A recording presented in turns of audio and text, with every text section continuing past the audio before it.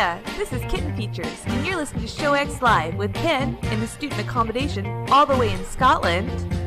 Wait, that was years ago. You're listening to Show X Live with your favorite Scotsman Ken, currently residing in the US of A, and Wayne, mostly from Colorado, but spending way too much time in the Howling Abyss instead of Summoner's Rift. Enjoy the show!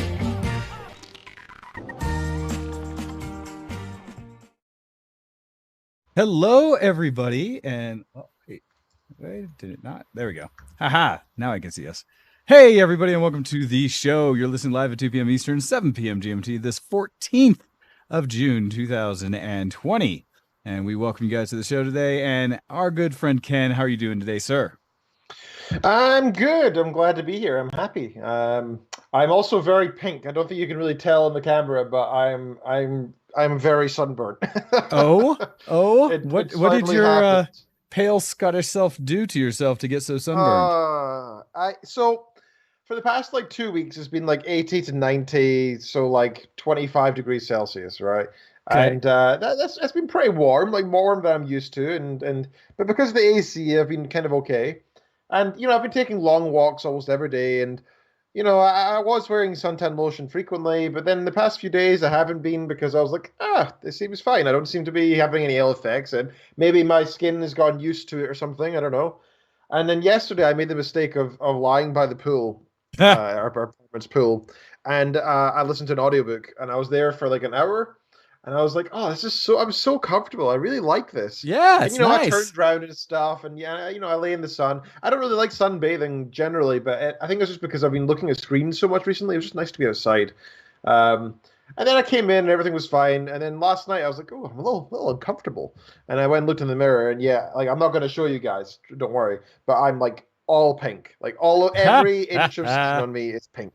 It's not good. Ouch. That's not a fun thing to do. I thankfully do not feel your pain today. It is your own foolish fault. No, I understand that. It happens. I've had severe sunburns in the past, especially when I was out in California one time with my family and basically fell asleep on the beach, unprotected. It was one of those things that I had forgotten to put suntan lotion on because I was so busy getting ready with everything else. And it was one of the first days out there with my family and was burnt so bad that I could barely put a shirt on and suffered for the rest of the week with everyone. It was horrible.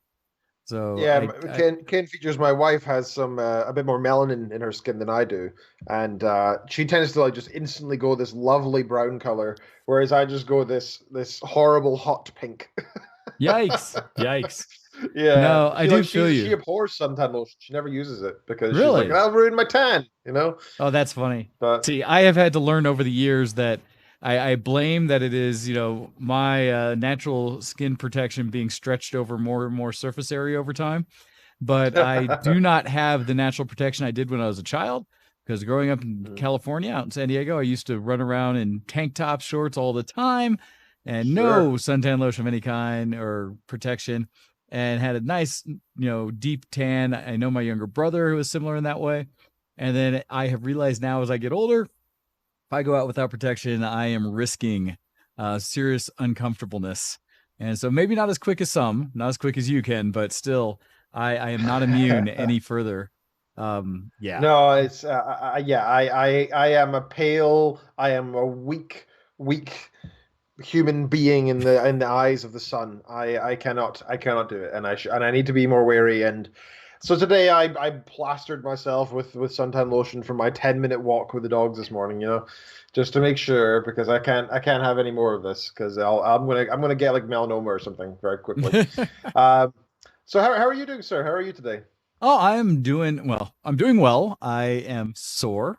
So in a different sense from where you allowed the sun to come and destroy you, I purposely made sure I was not open to the sun and protect myself, because I went out yesterday for a hike up into the mountains and took the opportunity to exercise the state pass I got this for this year, and took my gal and a couple friends up to the mountains, and we went for essentially a 10-mile hike round trip, and went down to Conifer, Colorado, and it was what? Let's see. I have the app for it here, All Trails, which, lets you see what you've been doing. And unfortunately, admittedly, I messed up a part where I didn't stop recording when I should have, but oh well. The initial part of it, though, like I said, 10-mile hike, it started right at Entrance State Park, and we went up to a pond, and then we made our way up to a waterfall up there, which was lovely. But I purposely made sure to get all prepped for it, had my hat on with a nice wide brim, had put SPF 50 lotion all over, sprayed it all over me, making sure to remember my legs since I was wearing shorts and such. Like that, and don't forget. Did a decent job, I think, of not getting burnt. I don't feel anything today. There was a little ring around the top of my socks for my boots, but I think that was more just the dust and dirt collecting from the trail because it was, out in gravel and everything, and pulling out there's like a line, but I think that was from my socks keeping my feet clean. And because washing off today, I don't think it's nearly as bad. But so I actually avoided the sun in a good way. But that hike, I think I was going to check because the elevation change we went into was, I think, just over 1,000 feet or something like that on the trail that we were on, going up and then turning around and coming back down as well. So a good 2,000 kind of up and down. And it was a healthy, good hike, maintained a good pace. But today I am definitely feeling it. It uses muscles that as much as I've been running and trying to keep fit, it is a whole different effort to hike up and down a mountain kind of thing along these trails. And it was just a moderate trail. It wasn't anything too crazy, but I definitely feel it today. And my quads are screaming, as well as like other parts of my legs, some that I don't think I've felt yet this year. And so, yeah, that hurt. But I also got outside and enjoyed the sun a bit, and it was a really nice hike amongst the mountain. Do see in the chat that it does not surprise me. As Hando is saying, to you, Ken, 30 SPF, my dude. Keep safe. Whereas Copy, equally not surprising, saying, bought SPF 110 for my trip to Florida. And so that hopefully whenever you do get down there, Copy, you don't burn and die. And people are surprised. 110, what? Essentially, if that's the level that is designed for, infants, for babies and such, because their skin is so fresh and new to keep a track of. So yeah, that is a challenge when it comes to avoiding the sun. And I know Copy is in your level of paleness when it comes to things, Ken. So makes sense. Yeah, yes. we are brother and sister in paleness. This is true. in being victims of the sun. And yeah, Copy's also going to say that she's struggling to get to Florida due to the restrictions from coronavirus. I'm sorry to hear that, Copy. I know that this stuff's a pain in the ass for everybody around the world, but it's all your part, right? We're all, even if it's forced upon us, you're doing a good thing by not traveling right now, because you never know, right? If you're a carrier, who knows what you could bring to people, right? Well, one of the things, because yes, it is a frustration right now, all right, and I agree that is something none of us are enjoying. But to put it in some better perspective for others that are struggling with the restrictions right now on travel, things like that, anecdotally, a gentleman that works down in this area with me, he's from Canada, and his sister is about to have a wedding, and it had to postpone due to coronavirus. In doing so, they're trying to figure out when it'll happen again. But his challenge is that both where we work and where he would be traveling, and his government with Canada have restrictions on if you do travel via plane, come across the border, that you have to self-quarantine for 14 days. And so basically for him to go travel to see any of his family, depending on how long all this lasts and the restrictions say that they are, he would have to travel up 2 weeks prior to whatever, if he was going for an event. He'll stay at the event for maybe 2 days or whatever to, celebrate the wedding, travel back home, and then not be able to go to work for 2 more weeks. And so for him, he would have to take essentially a month of vacation to go to a 2-day wedding. 2-day wedding. Yep. Right now, because sadly, that's the reality of the of the situation. Yeah. So just some perspective for people very careful when they're looking at things. And there's been a lot of graphs and things talked about, because it is a challenge that when we are getting all the different I don't even know how to say perspectives of things about where we're at today with viruses, and especially when we see certain countries like New Zealand that have eradicated it, been able to make it so that they tracked it all and let it die out, and it is no longer an issue, as well as Australia that is almost there and things like that. When you see countries that have done it well, to realize in the United States that it is still an issue, and as much as it is not the issue we are hearing about as commonly as we are other things, it is still a real concern. And there is a high likelihood we're going to see an increase, even more so, of the cases that are going around in the United States based on recent events and people's attitudes towards what steps they need to do to either mitigate or not the risks associated with the virus. So it sucks. It's still there. It's still current, but it's also weird because like even going hiking, for our part, the group that I was in was a very small group, 4 of us, right? Of the 4 of us, 3 of us had been interacting in our limited sense. And we had my one other friend who's been out and about a bit traveling, but again, very small circles. So we're doing our little bits of just like us.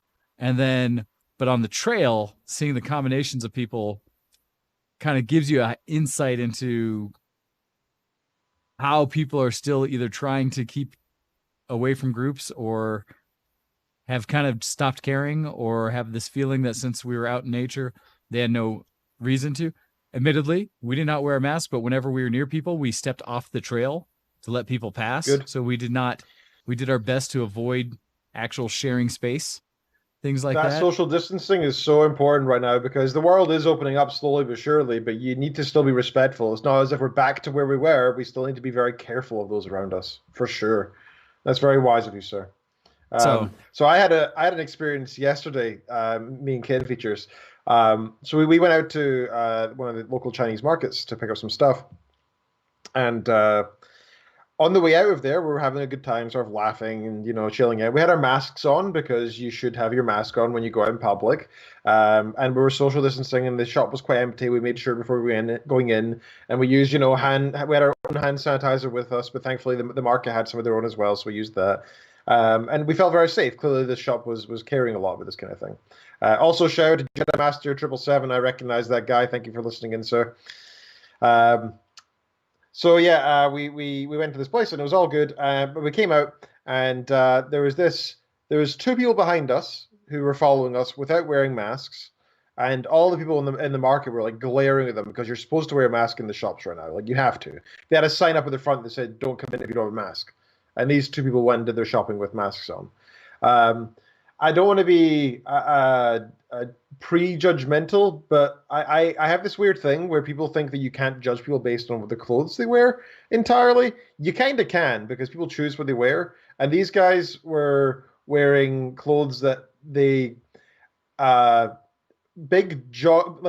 extra large joggy bottoms, huge t-shirt going down to their knees. Like it was sunny as well. I'm like, guys, you must be roasting. What are you doing? Like it must be really warm. And they had these big like hats on. They were pointing out to the sun. And I was like, you guys must be absolutely roasting. And they came out and they were absolutely stunk of weed, right? Like these guys were just. Oh my god! And it made their clothes look like they hadn't been washed in like 6 weeks. Probably because of the smell more than anything. I was like, oh man, these guys. And we held the door for them nicely and sort of stood back to like social distance at the same time, kind of trying to do that mix between social distancing and being polite. And they sort of they grunted at us and thank you, like, And as we got out, there was this elderly guy coming out of his convertible actually in the car park, and he had a big mask on. And he said, excuse me, I just want to say to you that my wife died of COVID. She died of COVID, and I really think you should wear a mask. I think it's really disrespectful that you're walking around not wearing a mask. And it's not, and I was like, oh wow, I was like, good for this guy, like calling them out. Like I was like, I don't have the guts to do that because I'm so afraid. I don't know how American culture is here. I just assume that I'm going to get shot if I say something like that. But he called them out and he said, you guys are really not being considerate. And I was like, wow, that's pretty good. And they responded saying, man, it's just the flu. What are you talking about, old man? It's just the flu. Like, and you're old. Your wife died because it was the flu, man. And I was like, holy crap, this devolved so quickly from like, here's some nice advice. I've had some sorrows in my life due to this. Can you please be more careful? And this couple responded with like just vitriol and ignorance. And then the couple started saying to him, "You just don't believe in evolution." And I was like, Oh, "What? Like, that's taken even what is further. that? Are you trying to imply natural selection here? Like, is that what they're trying to say? Like the weak need to die or something? Like, what the hell?"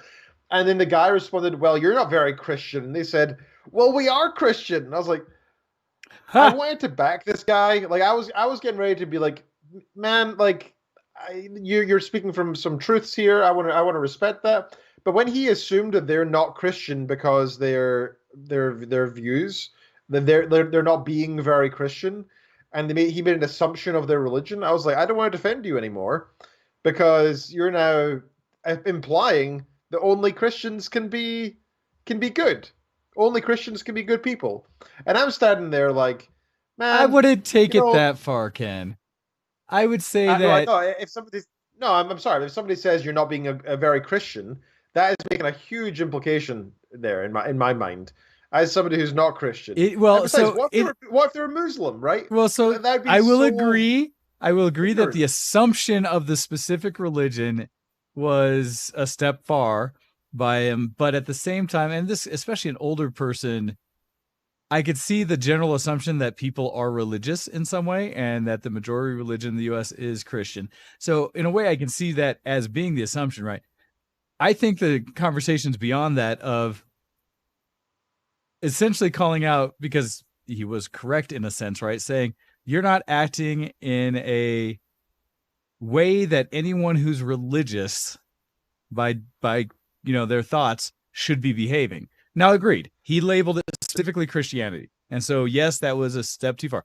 But the fact that you then said that they responded saying, but we are, in a way states he was correct and was calling I think if anything, out it their shows behavior. That the guy was wrong, though. Because 2 out of 3 Christians in that conversation were not wearing masks.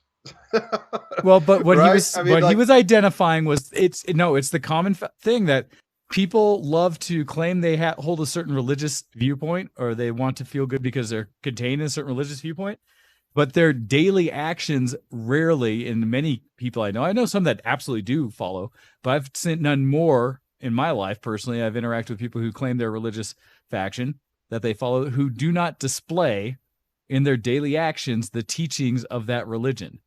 It's more like a convenient shield for it. So I think the point of what he was saying was accurate. I can agree from the perspective of just assuming a religion and trying to claim someone's inability to follow it because you assume whatever their religion is incorrect. I agree with that. He was ignorant there because you know what?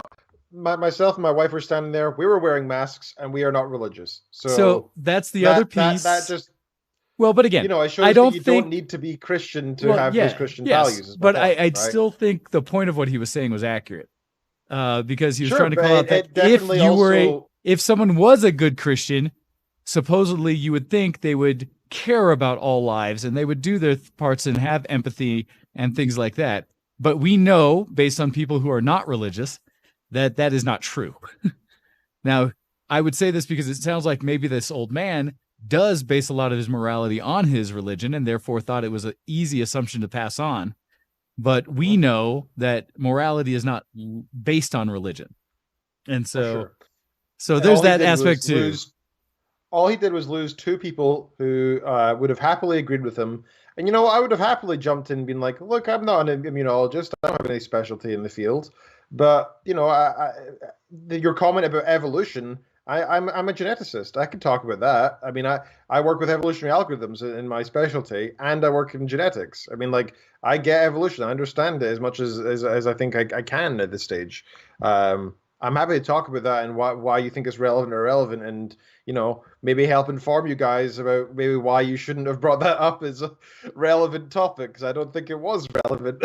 None of what they discussed there was really relevant to the point of why it's a thing to still press for people to wear masks. You know, it was. I just thought it was really poignant because if they had, instead of being instantly, this is our camp, your camp, and like set religious borders and set borders of beliefs about what's right and wrong in the pandemic and such, instead of actually listening to all parties who were present, if they actually let us speak and let us say our part there, they probably could have learned something and come to a better understanding that is based in facts. Rather than, and I'm not trying to say that I'm some supreme knowledge on the COVID. I'm not. I'm not an immunologist or anything. But these guys were talking about stuff out of personal belief. Clearly, there was some ignorance there because they're saying that it was the flu virus. It's not just the flu. He is incorrect, factually incorrect. He said the other guy doesn't understand evolution or believe in evolution, as if that has anything to do with the topic at all. And if it did, I guess I would argue to discuss that. I would argue that was a misrepresented attempt to lean towards the idea of herd immunization. But I think what you witnessed, Ken, was an argument or discussion between people, a disagreement between people who I think may be far too common in this country or the world in general, that believe the way they do and are on a certain level of the good and bad of a very specific issue, in this case, the wearing of masks and what it means and doesn't, to how their perhaps not fully informed opinions conflicted with each other, even though neither of them were speaking from, 100% truth and from understanding the situation objectively. And so that's another good point. The guy threw out, my wife died from COVID straight away, which I understand, right? That's a completely acceptable thing to be hurt by, and it gives some personal reason to want to discuss it. Yes. But it's also throwing emotion into the mix, and that's going to make the other guy be defensive straight away, right? It is what happened. Tactic that I would not recommend people use against me. No. Because I have, provided myself many ways to fight against it. And so it's plays to emotion and an objective argument have no place, right? Yes, agreed. If that's your fuel to talk about, great, but you don't need to bring it up. I think it's anecdotal, right? I mean, if COVID turned out let's say it's a different alternate universe where COVID was just a type of flu and hadn't killed anybody, and there was a panic about it, and then this guy's wife died from it and is the only person in the whole world who died of COVID. And if he then said that would have been like a completely inaccurate and anecdotal thing that is useless to bring up. As it turns out, in this current world, is somewhat relevant because lots of people are dying, and I can see why he says it. But at the same point, it's still anecdotal, right? Well, it's still a single instance. He was attaching the personal and why it is even more impactful for him as an individual, and I think setting the frame for why he brought it up in the first place to random people, to say I have personally experienced this, because I will tell you, I have had conversations with several people, who mentioned to me they were still leaning on the disbelief of the scope and challenge of COVID. And part of their discussion or reason is that they themselves did not know anybody who had died of it or anybody whose family members had died of it. And so they, because of that, held a significant amount of skepticism about whether what they're being told from various outlets was accurate. And so for me to be able to share to them that I have had a friend of mine, so separation still, but a friend of mine whose family member did pass. And I mentioned that because I had just, before running into this, not even a week prior, had learned of a friend of mine's family member had passed, someone at work. And that person then, when they heard that from my mouth, was taken aback and was like, wait, really?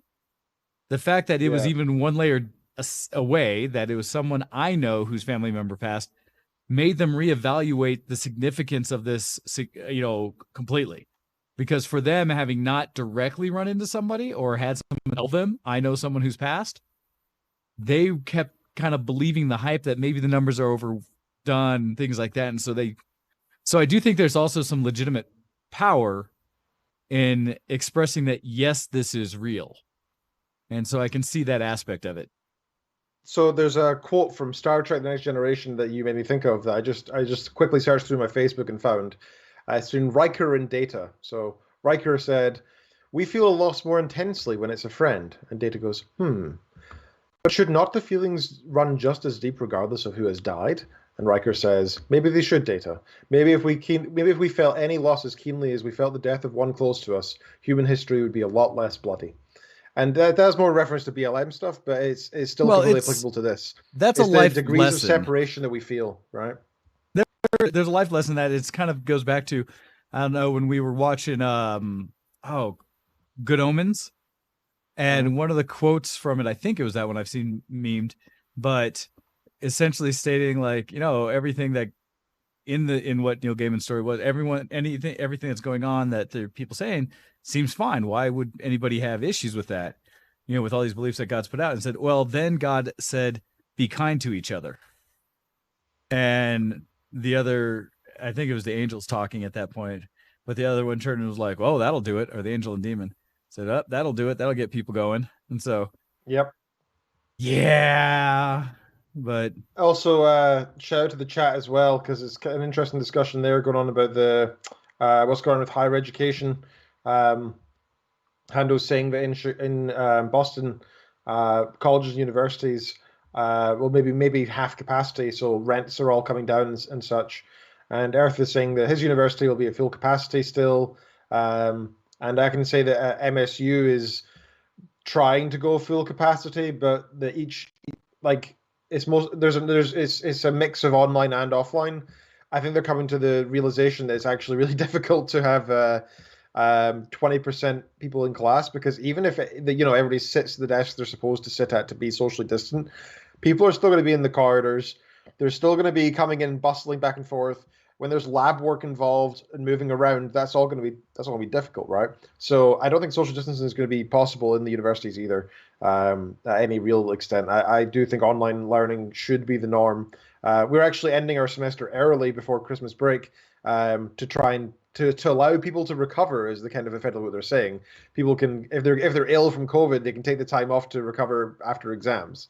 It's kind of mad that we're expecting it that way.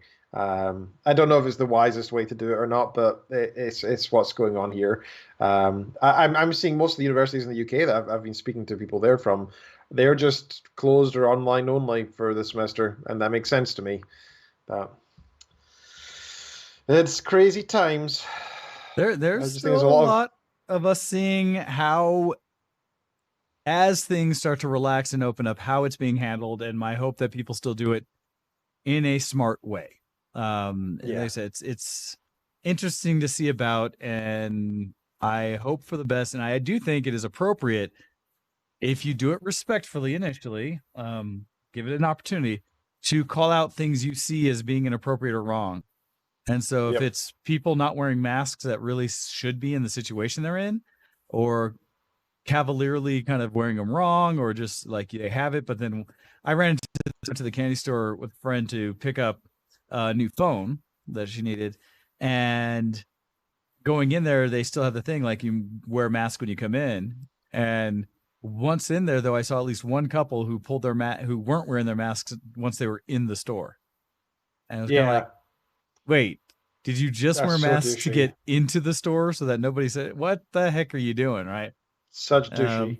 And so there's still a lot of that around there that is just such a pain in the butt. Yeah, I mean, in the end, it's not about the people themselves getting, becoming ill. If you wear a mask, you're doing it to help prevent other people, and that's why we need to be. That's the main thing about your actions in this pandemic are not about yourself. It's about other people, right? If you wear a mask or whatever, you're not doing it to protect yourself. You're doing it to protect others in case you're carrying it, and that's what matters most. You never know what kind of effects that they can have. And, I love the dominoes effect videos I've seen of, like, one person coughing can affect 3 dominoes, which then affect another 3, and they all fall down, right? Gotcha. That's kind of what it's like. Okay. So, hey, everybody, we from Show X recommend that you still be conscious about, thy neighbor and those around you, and to practice social distancing, and to keep masks on when you're in situations that you can't practice social distancing. That's one of those things that's a key point to it that people keep seeming to miss, to minimize the likelihood that you share anything with each other, with people that you do not know and don't know where they've been. They don't know where you've been. It is one of those silly things that it is kind of simple to be kind and to do that for each other. as well as continuing to wash yourselves and stuff like that and stay clean and all the good habits we've taken out of this last time. So keep those things in mind. Let's see, as we were looking at like some of the other stuff, I did want to talk about, so I mentioned like the hiking thing, where my legs are feeling it. Every step I take out of this chair reminds me of the activity I did yesterday. Yay. Other things, just real like little bits of specific geek I've done this week. Before we're going to get into the main topic, which we should have brought up at the beginning of the show, we are going to be talking about the PS5 launch, and the video from that. We'll be going through that once we get finished chatting about the little bits of geek things we've been doing and the current events. But other things I've been doing with the time that I've had on hand, trying to take care of all these projects around the house and level up little abilities and skills of myself. Well, one of the things I worked on is that my Miata that I have is currently in a state that I couldn't comfortably go get it registered to drive because it has a leak in the exhaust and therefore it would not pass emissions here in Colorado. And unfortunately, the condition that led to this is that whoever bought it before me or had it before me worked and put the turbo that's in the Miata. They did it in such a way that they followed all the right logic. I've studied a lot about efficient, good turbo systems, and everything they did makes sense for why they did it, although it wasn't necessarily executed well. And so one of the things that came out of it was they used the too thin of metal around one of the hottest parts that comes off the turbo. And so over time, it has burnt itself open. Like the metal has burnt away and created a hole. And so I took this as an opportunity to figure out how to fix it myself instead of trying to go find a kit because I don't know where this thing came from. And in fixing it, a chance to up my skills in repair and doing stuff. And so one of my geekish things I did this week was I specifically focused on fixing the exhaust on my Miata. So I'm going to share some photos of the work I did for those who will pay attention. And essentially, one of the challenges I had is to get this exhaust off of my car. I had to cut it. And so I had to get a Sawzall and like cut through the exhaust to get it off. It's weird. Your camera decided to do silly things to me on the screen. Fixed it some. No, you're fine. Sometimes. No, you're fine. It is OBS. Oh, yeah. Why am I so small? Yeah, it's OBS. It's part of like how it is set up that it does these things. So I am doing what I can to make it less so. But I had to cut the exhaust off to actually get it off of the car.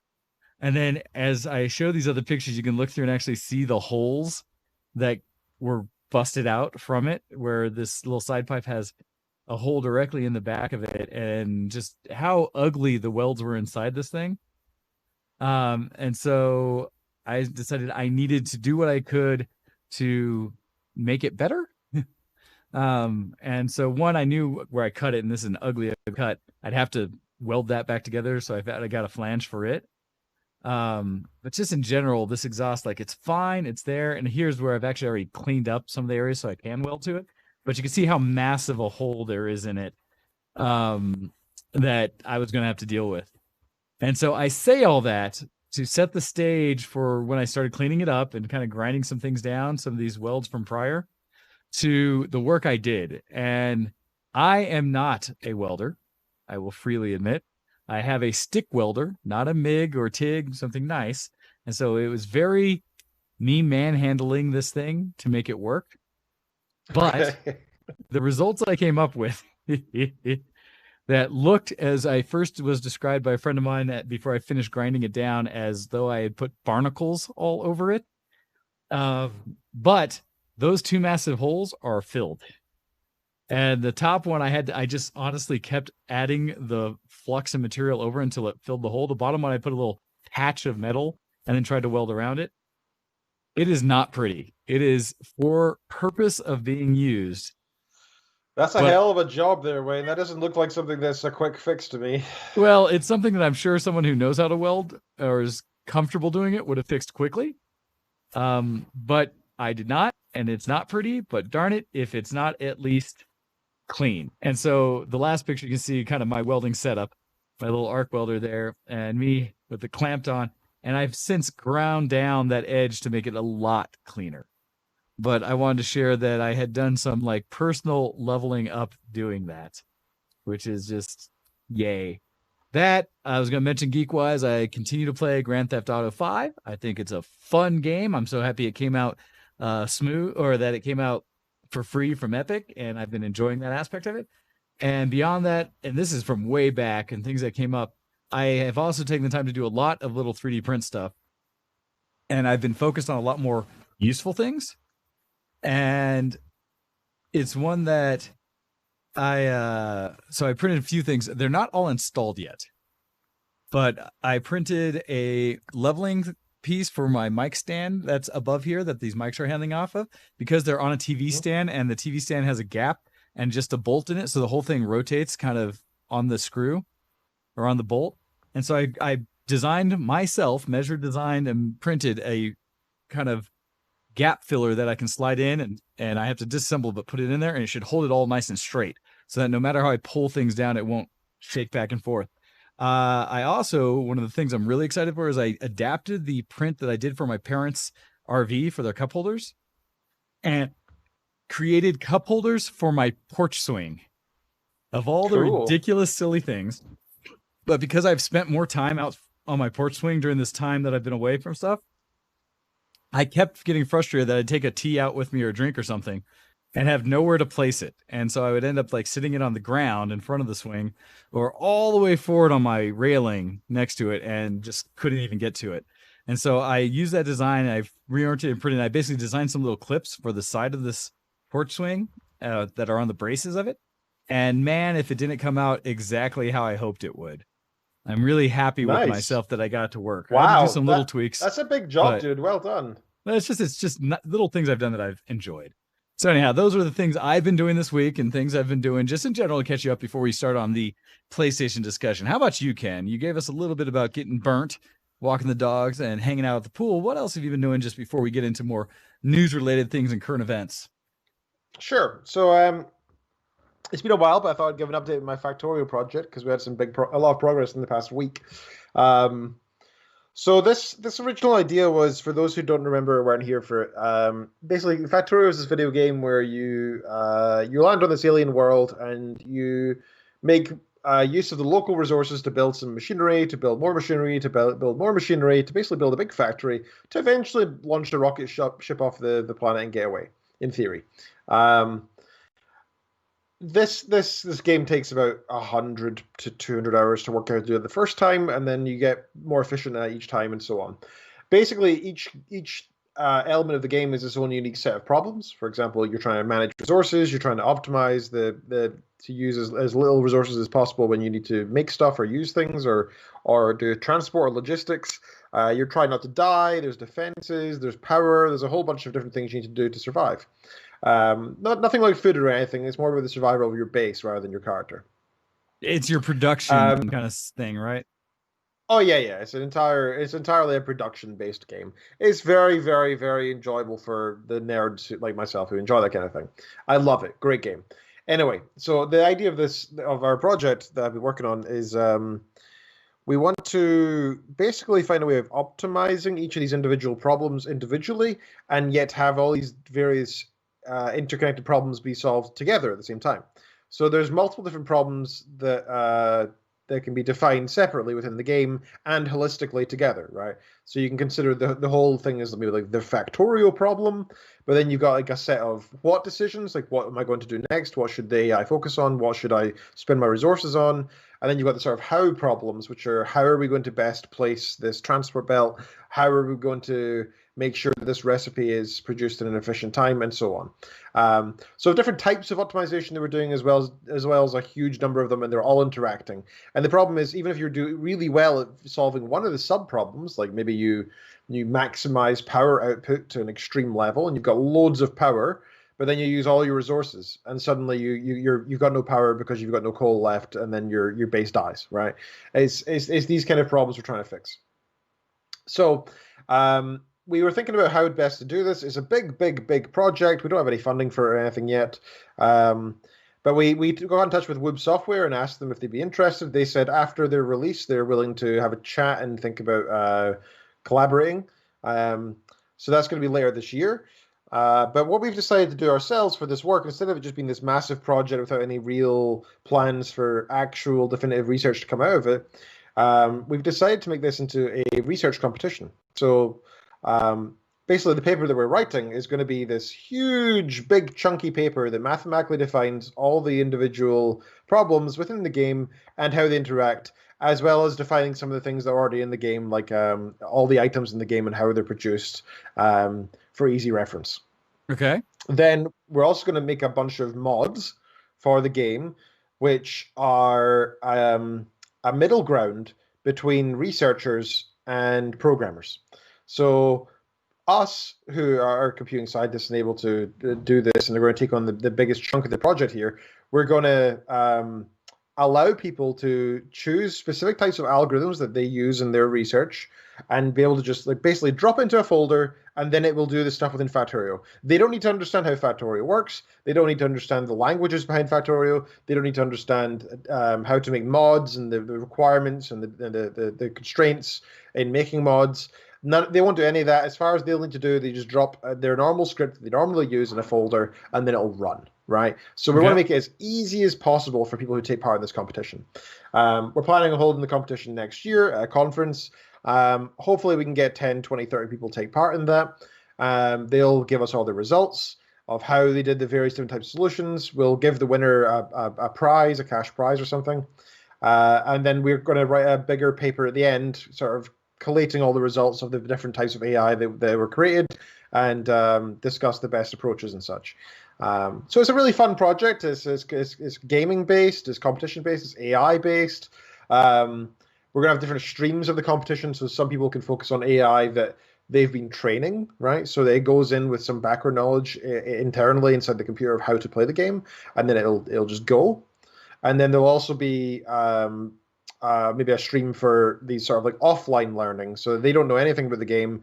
They just begin learning as they start playing, and they have to compete with other algorithms who do the same, right? They don't have any background knowledge. They just need to go. And so that's what we're going to do. So it's been decided in the past week we're going to start doing that. I've now detailed 3/4 of all the items in the paper. So every single 75% of all the items that are in the game have now been collated and described in a way that I think is acceptable for the paper. And it's going to be. We've got the rest of the year to do this paper. It's a lot of work, especially the software development side of it. Writing the mods is going to be a pain. To make it that easy for competition participants to do it without seeing the innards, that's going to be really tough, and it's going to make our project harder. But it'll increase participation and help people concentrate on their specific niche science and not on the background stuff. So that's been going on, and that's the latest with that. And we'll hopefully that'll produce some interesting results. We're hoping that we can get Woob Software involved more fully towards the end of the year. Maybe they'd be willing to sponsor or something. That would be cool. That would be awesome. Because the other issue, that would be awesome, not just for the competition and prizes or whatever, but also people who want to take part in the competition. They will need to test it themselves beforehand. They will need a copy of Factorio, and that means everybody needs to go buy their own copy, which is a little irritating. So I'm hoping that we can maybe ask Woob to sponsor the competition and give out keys to people who are participants or something. We'll see. We'll see how it goes. No, but it's very cool to hear that you're actually being able to take another step towards what was initially just almost like your hobby aspect of using Factorio and playing around with it to study these things, that it looks like there's actually some progression coming out of that. That's really cool. Yeah, I think it's going to be. I'm glad we got something that's not just this huge, massive project of unknownness. Is actually going to be something legitimate. That's definitely coming out of it. In terms of video games, I picked up Divinity Original Sin 2 because it's been on my list for a long time, and I saw it was on sale, so I picked it up. And it's not at all what I expected. Okay. In some ways, that's good. It's a top-down kind of almost D&D control scheme. I find it interesting. You can customize your characters with different traits. For example, their class is kind of customizable. You can change what kind of effectively talent trees, but they can sort of be between different classes almost, which is kind of cool. Okay. You can have different traits for your character, like for example, if they can talk to animals and stuff like that, but you can only have a couple. Um, Lots of it. There's lots of customization that I really like in the game. The animation's nice enough. I don't know. So far, I just haven't really been too into it, largely because at the very beginning there was a character selection screen, and I was like, okay, great. And they said the first thing was like, hey, do you want to go this lizard guy called the Red Prince? I was like, no, I don't want to play a wizard. A lizard. I find them ugly. I don't want to play a giant lizard. I just don't want to. I don't mind playing with them in the game occasionally, and they exist in the world, but I don't want to be staring at a lizard all day. It's just not my idea of fun. I just don't. Maybe it's dumb, but I just don't want to. I just don't want to play as a big dumb lizard. All right. Okay. And so I didn't choose them. I chose a human guy. I was tempted by the undead because I kind of like the undead, but I went with the human guy this time. And then, like, half an hour into the game, it's like, all right, here's this big lizard. He's in your party now. You need to run around with him forevermore. I'm like, for God, I don't want the big lizard. I chose not to have the big lizard.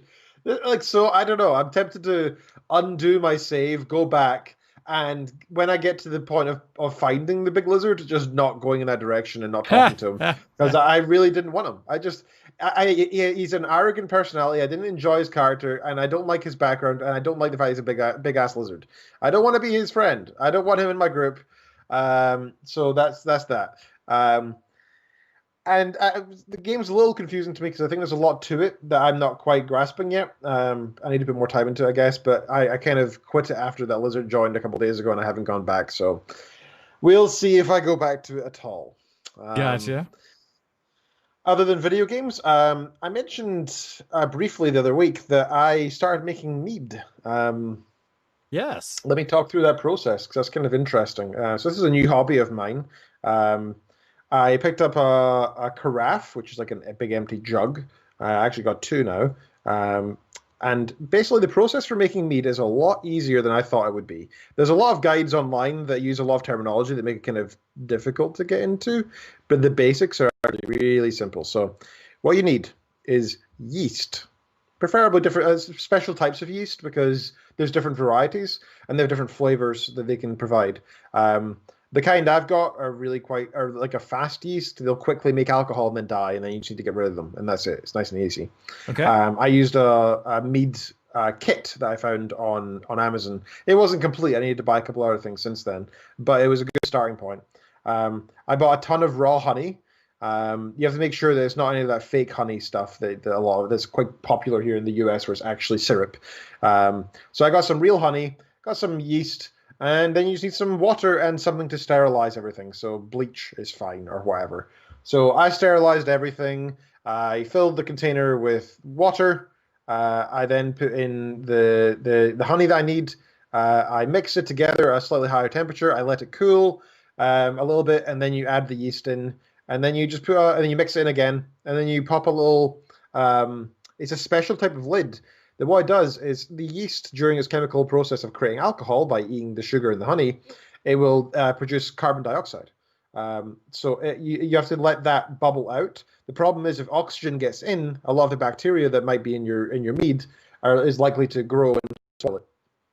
So there's a special type of lid which lets the carbon dioxide come out, but doesn't let oxygen come in. It's basically a liquid seal so that it bubbles through, but oxygen can't go back down, right? It's a nice little thing. So I left that for 2 weeks. That was 2 weeks ago I did that. Then I had to do something called racking. I had no idea what this even was before, so I'm going to assume that most people here don't either and explain it. Racking is a really simple process where basically you get a big tube. Okay. And you wait until your meat has settled. So you need to move it somewhere to do the racking. You try to leave it there for a day or whatever, so that as much of the yeast, which is now dead and sediment at the bottom, should be at the bottom, not floating around. You then get this tube. You fill the tube with water under the tap or something, and then have the tube at the bottom, like near the floor, so the water goes through it. You then put your finger over the top or the bottom to stop it leaking. You put the one side of the tube into your mead, and the other side of the tube into a second carafe, a second big empty jug. Okay. And then, if there's liquid already in the tube, it'll start pouring out. So the water goes first, then the mead will start pouring, and it just keeps going, keeps going. Instead, you can't actually pour the mead because then the sediment will go everywhere. It'll be gross. You don't want to eat lots of dead yeast. So you instead just got to let this go like from the top. And then you just slowly move the tube down and get out as much as you can. And then you leave a little bit at the bottom so you don't pick up any sediment. And then you pour that out. And so you've got one empty carafe that you clean out, and you've got one which is now set and now just setting. So that's where I'm at right now. I've put another topper on it. I've left it in a cupboard for a few weeks. You just wait for the rest of the sediment now that there's none left to begin another round of fermentation or anything, or start rotting or anything. And you leave it there for a few weeks. Ideally, you're supposed to leave it for months, and some people even leave it for years for a really nice, clear mead. I'm not going to bother with that. I'm going to try to do it as soon as possible. Once I can see through it, kind of, I'll be like, that's fine. I'm going to try it. And that's that. That's mead. At the halfway process, when I was racking it, I did put a cup to the side to try. So it was still a little yeasty. Like, it's not see-through like it should be. Now, the yeast isn't bad. It just adds a bit of a bitter flavor to it. But so as you know, the process for creating alcohol with yeast eats all the sugar. That's how they do their chemical process, right? They eat all the sugar. So what you're left with in mead is the flavor of what honey is without sugar. Which, by the way, is not particularly nice. It's not it's not exactly sweet at all. It's not even slightly sweet. It's just this strange flavor, and it's very common in meads to then back sweeten. So what I did with this little cup that I had is I just poured in like a tablespoon of sugar and mixed it in, let it sit for a little while, and then I started drinking it, and we tasted it. Oh, very nice. Making your own mead at home. Oh my God, best mead I've ever had. It was delicious, and I love the fact that, you know, it cost me like $35 to get all the equipment and the honey, and I'm getting a gallon of mead out of this. And the cool thing is, the next time I want to do this, I just need to buy some honey and some yeast, and that's going to be what, like $10? $10 for like a gallon of mead. That's insanely good. Like, we went to the drink store a little while ago and checked their prices for mead. You can get like a 750 milliliter, like a kind of pretty small bottle, like smaller than a wine bottle of wine, of mead, sorry. For approximately like $20. Yep. So you can get like 10 times as much for 5% of the price. Making your own mead is very much a good idea if you want to save money and make your own booze at home. And it's also a really good like birthday present, Christmas present. I also bought 10 glass bottles, so that once the racking is finished and it's all set, and I back sweeten it and then I move it into the bottles, I can just have it bottled and then use them for gifts or drink some and so on. The only thing is, selling it obviously in the US is a dodgy thing. You got to be careful with that. You have to have licenses and stuff like that for selling stuff. Yeah, you need licenses, and then you also need to make sure that when you're doing it at home, you do safety checks and stuff. I was a bit loose and careful with mine. I sanitized everything, but it's not as if I ran screens on the bacteria growing or anything. I did nothing like that. I just assume it's going to be fine because alcohol will probably kill everything, so it's probably fine. So that whole process was really fun. It was really easy to do. It didn't take much time at all. I thought it would. The biggest difficulty with it is the waiting. Like, I don't like sitting here like, oh man, it's been sitting there for weeks. No, this is where you set reminders and just ignore that it exists. I put it it's in our cupboard at the front of the apartment. So like every time I put on my shoes, I open the cupboard and see the mead sitting there. So I always check it every day. I put a little torch to it and look and see how clear it is. The light passes through from the torch now, but I can't see through it, so it's still not ready yet. But it'll get there eventually. Probably a few more weeks yet. But I can't wait. Okay, so I'll give you guys another update about that later in the future. I appreciate that. I'm still learning how to speak German. I'm 48 days in now, I think. Yes, you are, but... It's an inspiration, sir. It'll inspire you to keep going. I continue to do it every day as well. I am currently, let me double check where I'm at in my learning process.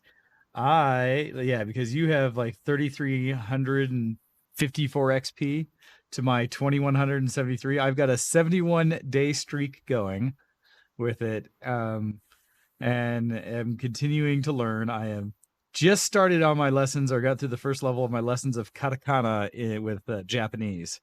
And so learning slowly. I'm still not comfortable like to do a conversation or anything where I'm at in it, but I'm enjoying it. Yeah, I really do enjoy Duolingo. If anyone wants to add me, my name on it is, how do you find your name on it? I don't even know. Does a username? I can see your ones, but not my one. Well, that's a bit dumb, isn't it? So yours is GoHex. I'm GoHex. Yeah, yours is GoHex. So feel free to add me on Duolingo. I'm just GoHex. Mine is Wayne Adams 10. If someone were to try to add me. Cool. Hando says I'm still trying to get my English gooder. Nice. What do you say? Don't send it over state lines. Is that a thing? Yes. Well, because you can have different laws between, and one license may not carry over to another. And so one of the easiest things you get in trouble for is transporting alcohol across state lines. That if it's not a legal purchase type thing. So if you make yourself, it's especially sales. One thing's transporting sales is the bigger one. You have to have the right licenses for all that. I actually do want to take a moment to catch up with our chat because you guys have been darn prolific and we love that. I'm going to summarize some of it. Basic one to you, Copy. Much love. We appreciate you and we know you're struggling and want to get out there and see your boo and everything like that. So we understand that's rough, but hopefully things will even out and you'll be able to get through this in the best way you can. So it is rough for everyone, and I understand your pain. Shout out to and talking to, let's see, I saw some of the discussion in there about Hando talking about modifying his window and his Windows fan, or his window fan, sorry, not Windows like PC. Also, Legend has brought up that they started using a battery-powered lawnmower and are enjoying it. As well as, let's see, some of the things through the stop motion. I saw that the discussion went back and forth a little bit because what was it? Was it Mika that brought up ants, I believe? Or someone did, and it was back and forth about how best to deal with ants coming in through Windows. Oh, it was Copy that did. And so then suggestions abound for how to best deal with an ant problem. And it sounded like Copy wanted to make sure to not hurt any of the cats around the house or provide anything that might hurt spiders either. And so some recommendations in there of things like peppermint and citrus with water to spray around windows. I'm not quite as nice when it comes to those things. If bugs are coming in my house, They have no place. Yep, I found several just like in the bathroom, and I'm like, I don't understand the bugs here. They're all terrifying. I killed them all. I have a general rule in my life that if there's a lot of nature out in the world that bugs can participate and live in, they don't need to be in my house. So once they come in my house, they forfeit all right to life. And for the most part, if they stay out of my vision or anywhere near me, I don't go hunting for them.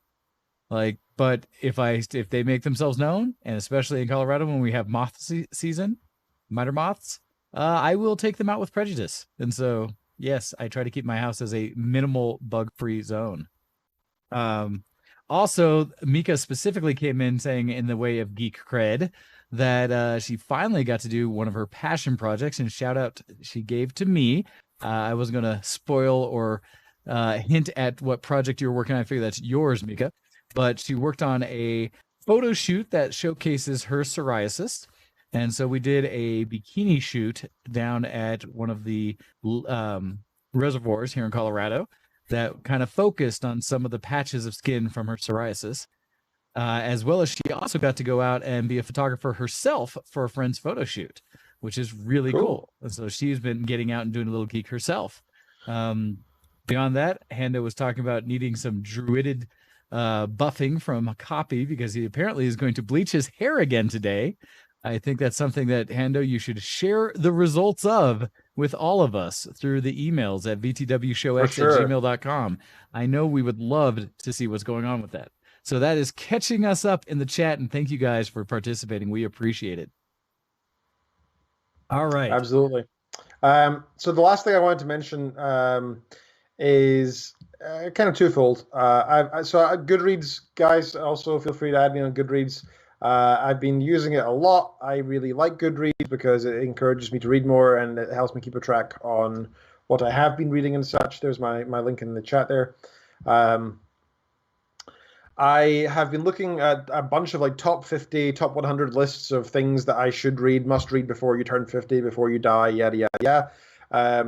Because I want to experience, we have very little time on this planet, and I want to try and experience all the classics that hundreds of thousands, if not millions of other humans have agreed that are some of the best writing on Earth over the centuries. So I'm trying to read all that stuff while also trying to read stuff that I personally would choose, such as fantasy books and such as well. So anything you guys recommend, please feel free. I am very open to recommendations. I basically have a rule that if you recommend it to me, I will add it to my to-read list. That's it. No qualms about it. I will add it on, regardless of topic, regardless of whatever. The only thing I will say is if it's got like less than like 2 stars on Goodreads, it'll probably be down the bottom of my to-do list, which is ever growing, which means I might never get to it. But yeah, understandably, I want to read good books that are out there that exist. Preferably, yes. Limited time and everything, right? So please do recommend anything to me. I much appreciate it. So recently I read. Let me go check my list here. So I'm currently reading the Lightbringer series, book number 4. Oh, okay. I finished number 3 this week, by Brent Weeks. It's called The Blood Mirror. This is one of the best magical systems I've seen in fantasy. I am most pleased with it. The books are quite long. I found they're each about 20 to 30 hours on Audible. So I've been struggling to fit them in one a week. Right now I'm one ahead of schedule because Ken pointed out to me that earlier this year we read a short story called The Yellow Wallpaper, which I didn't add to my Goodreads and I should do. So I have now added it. So I'm now one ahead instead of just on schedule, which is nice. But I'm really, really enjoying the Lightbringer series. If you're looking for a good fantasy series, this are progressive fantasy. It's got a lot of twists, where there's godlike powers, where there's an interesting theories of religion, and a really great magical system, and also lots of really strong female characters as well. Some of the strongest characters in the books, and the most fearsome of them as well, are women. And there are some women who are like slaves and prostitutes. There are also some men who are slaves and prostitutes, and there are women who are strong, and there are men who are strong. I like that. It's more realistic. And enjoyable read rather than some sort of male fantasy. So yeah, I've been reading that. I don't know what else I have read recently that I can mention. Date added. Come on, Goodreads. Well, see, one of the challenges I've had with Goodreads is that one of the books I'm reading is a bunch of Virginia Woolf stories that are a compilation, but the problem is it's like the complete works. And I don't know how well to update it because it's all of the stories, and I've gotten through the first story, and then I skipped ahead and did one of the short stories. And so it's kind of like, what do I show for progress? Because I haven't finished the book. There's a whole bunch of stories in there. Right. Yeah, you can. You can put in like how much you have read of a book. I don't tend to do that, but you can actually say I've read 50%, I've read 16 pages, whatever you want to do. I'm not really too bothered. The cool thing is there's actually a page, if you go to your profile, I think, on Goodreads, and you click on stats. Yeah, you click on stats on your own profile page. You can see the number of books you've got per year, how many pages you've done per year as well. It says that last year I did 29 books and 11,200 pages. So far this year, I've got 22 books, so I'm almost beat last year already, and I've got 9,500 pages. And I think the pages is actually a better count of how much you've read because, as I said, you remember that short story that I read on the show a few weeks or probably months ago, yes. The Egg by Andy Weir. That's a book, right? That's a short story, but I read it on the show in 5 minutes. Like technically that counts, but why does that count the same as a book that is 30 hours long?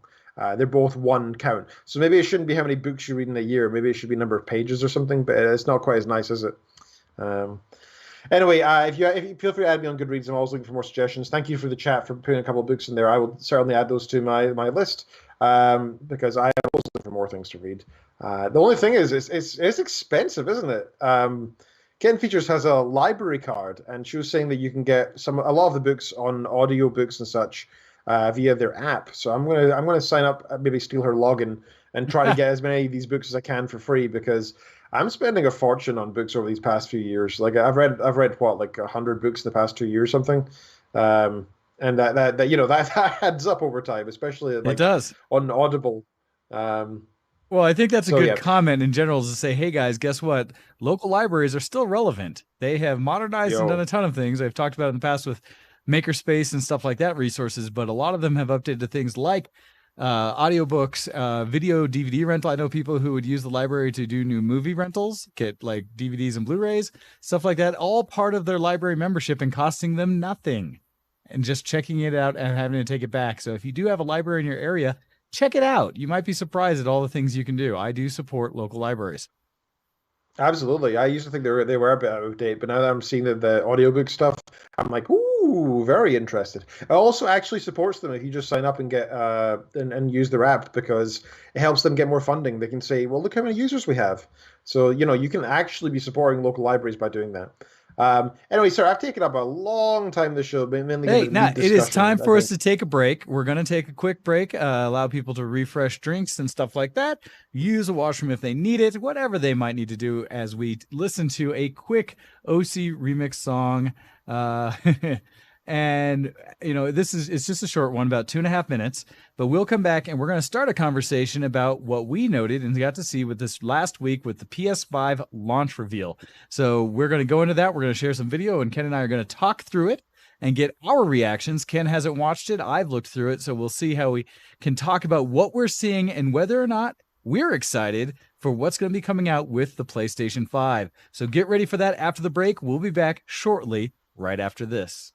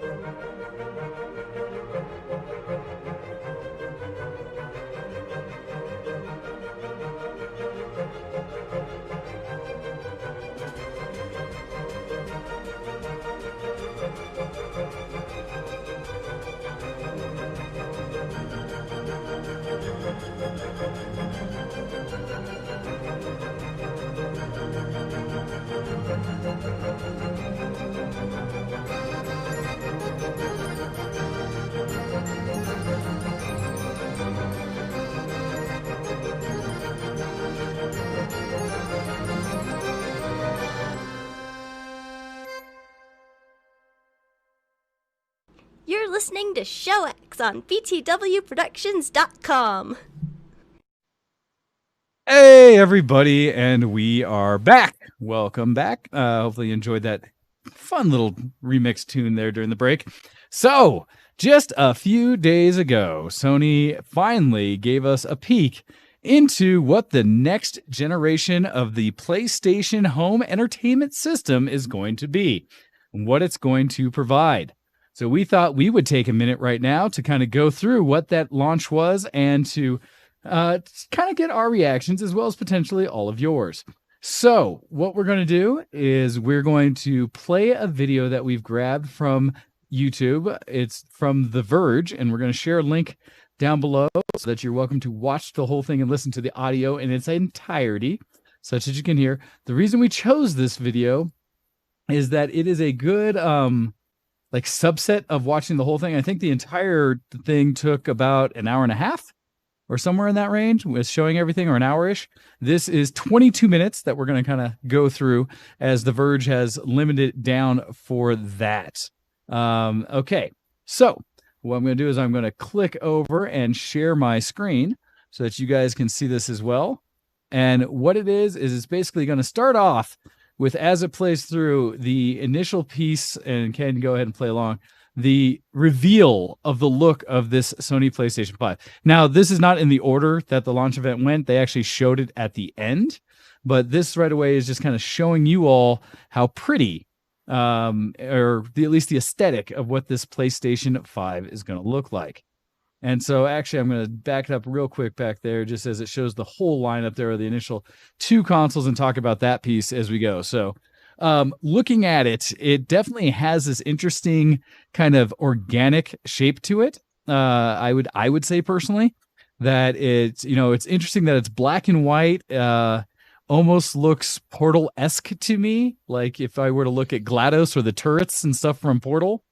Like they're clearly trying to go for what the future idea of the future looks like, right? Like they want this to look futuristic.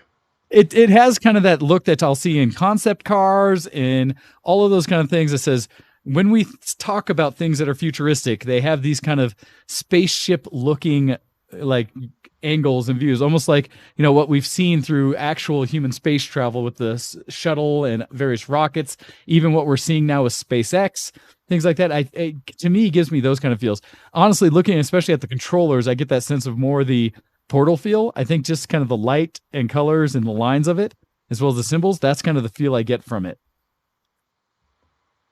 I'll try to keep to the specifics, and then at the end of this, we'll talk about kind of a sum up of what our impressions of the whole thing are. Obviously, right there, they show there's two editions. There's the regular PlayStation 5 and a digital edition. Obvious difference between them is that the PlayStation 5 digital edition is not going to have an optical drive. And so just to note, there's at least what we know now, two different variations, two things to see there.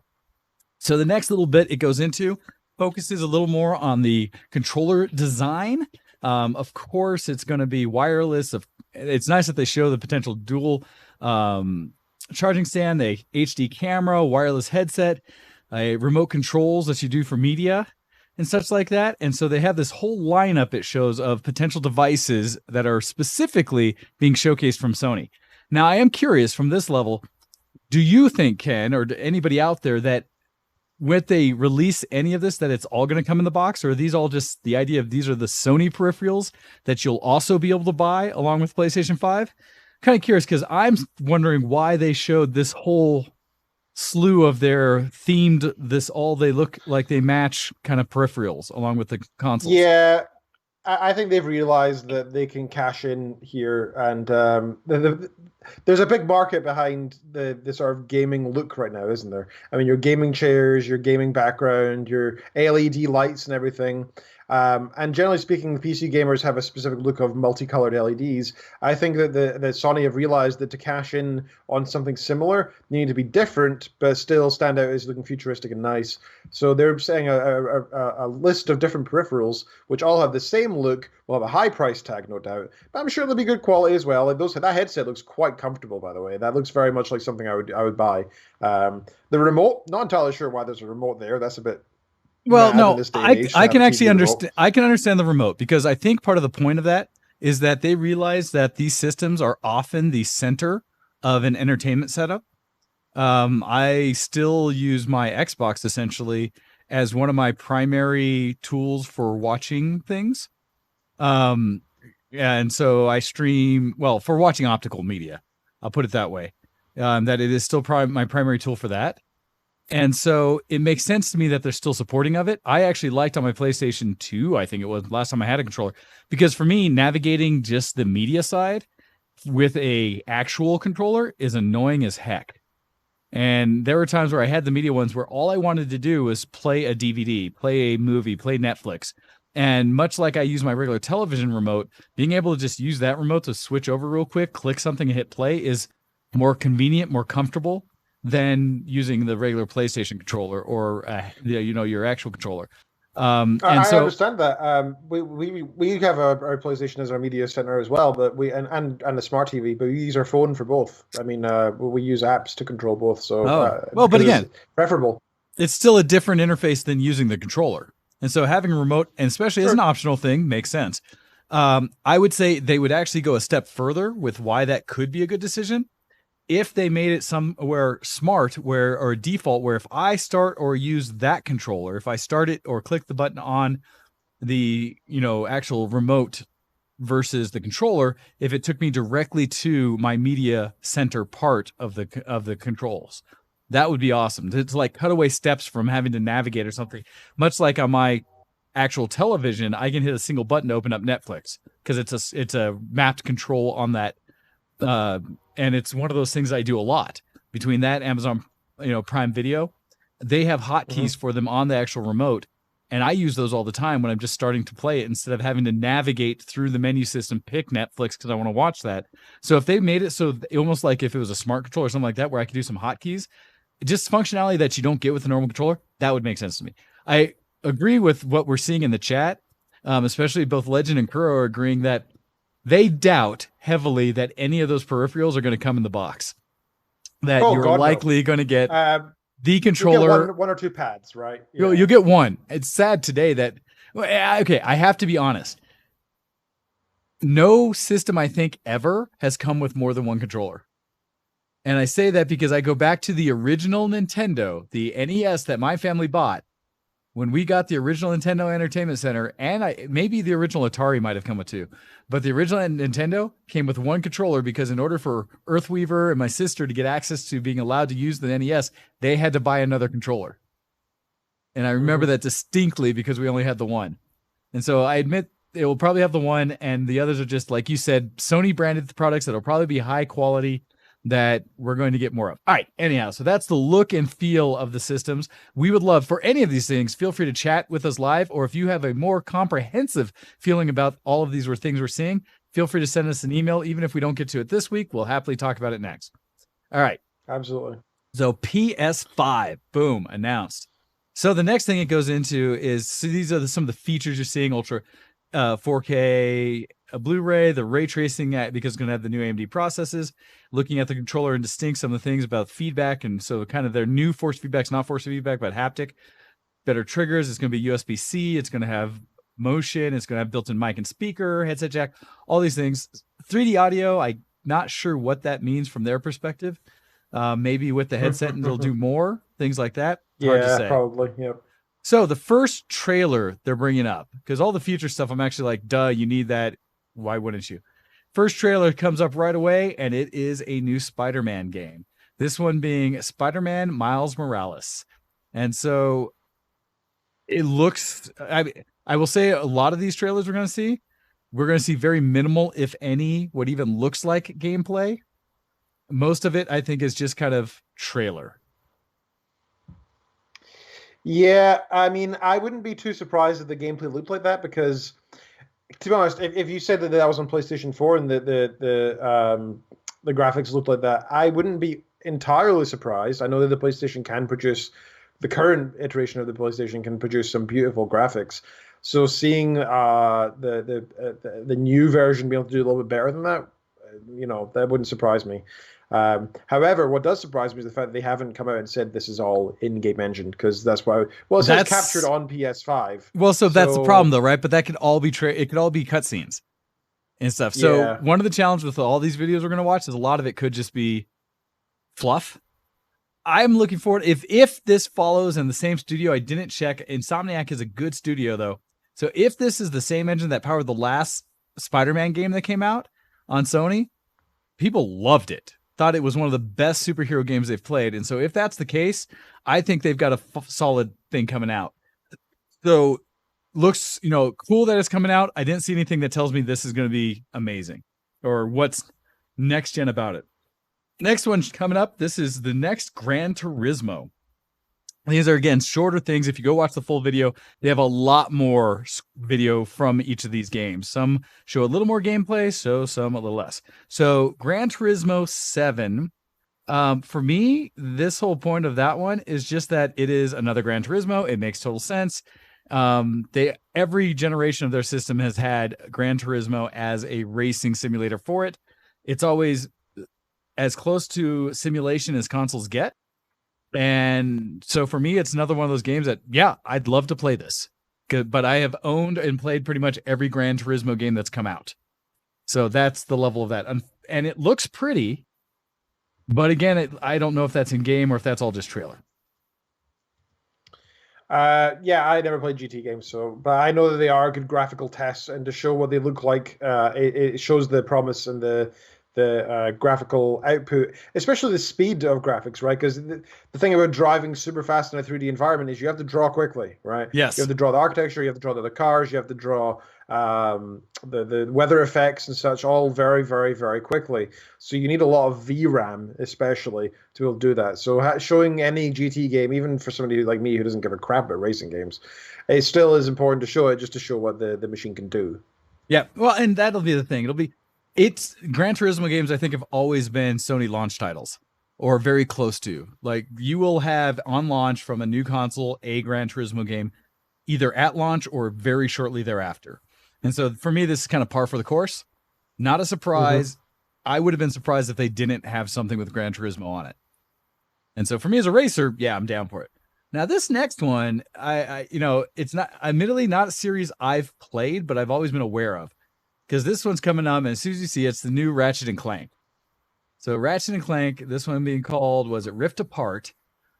Again, so there's some, at least in this trailer, I'm seeing some teases of what might be gameplay elements, ways that it might run.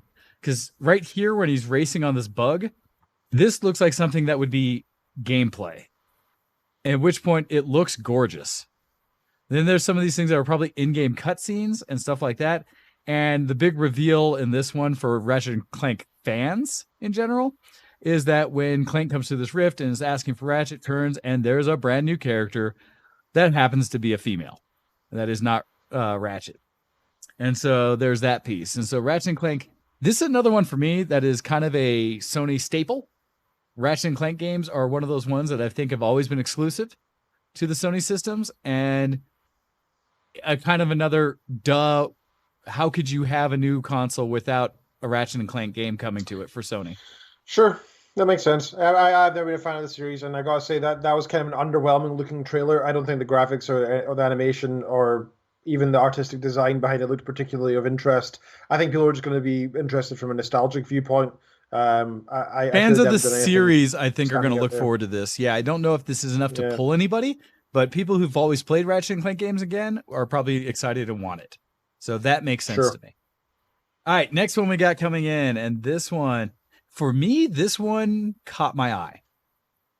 I feel like this is the first of the trailers we see that hints at the power of this potential hardware. And maybe I'm just a geek for graphics, and I know gameplay overwhelms graphics in most cases. But this one, while it looks almost entirely like a trailer, with this part being a gameplay element, where you actually see her jumping between the rocks and shooting some spells or kind of things out at stuff, looks to me like in-engine and looks pretty impressive. I actually looked at that and said, ooh, what is this game? I don't know anything about this. I remember seeing Project Athia. That's not what I thought it was at all. That's an interesting looking game. I don't know much about it at all. Did they give any more information than that other than that little trailer? A lot. It was basically a trailer. Now, again, there might be slightly longer versions of these trailers available now as individual ones if you go look them up. But for me, at least when we're talking about the games we've seen, the previous ones were like, yep, that's a game. Yep, of course you're going to have Gran Turismo. Of course you have. This is the first new IP I saw, and one that made me sit up and actually look at the graphics, look at the gameplay, thinking, okay, I am now excited for that. That looks interesting. That looks like something that's going a little bit past what perhaps the PS4 can do today, or at least would push the PS4 pretty hard. And so this was the first one I saw that gave me a little bit of a, all right, I'm watching. I'm kind of curious. And that last little symbol of it, like this dragon thing, is just, gosh, that looks really pretty. So I'm curious. It does, yeah. All right, next one. I'm not super smitten, but I'm like, okay, that's kind of interesting, yeah. This one's for Copy. Copy, cool. Pay attention. So this one looks interesting. And again, I'm assuming it's all trailerish at this point. There's some moments that make me say that maybe this is gameplay. but there's also these cuts between scenes that make it seem like it's in-game or in-engine play, and so it's still like trailer-ish, but looks kind of interesting. A futuristic world of nothing but robots, it looks like, and a cat. And the assumption being you play the cat. And not knowing what you do. Oh my God. Not knowing why you do. It's funny, kid, because I can almost see you doing the math in your head that says, as soon as your wife sees this. Mm-hmm. Shoot, I hope this comes out of PS4. We're going to have to get PS5. And so this one called Stray. Again, there's nothing to be said about what it is. This is another just, if nothing else, a teaser of a game.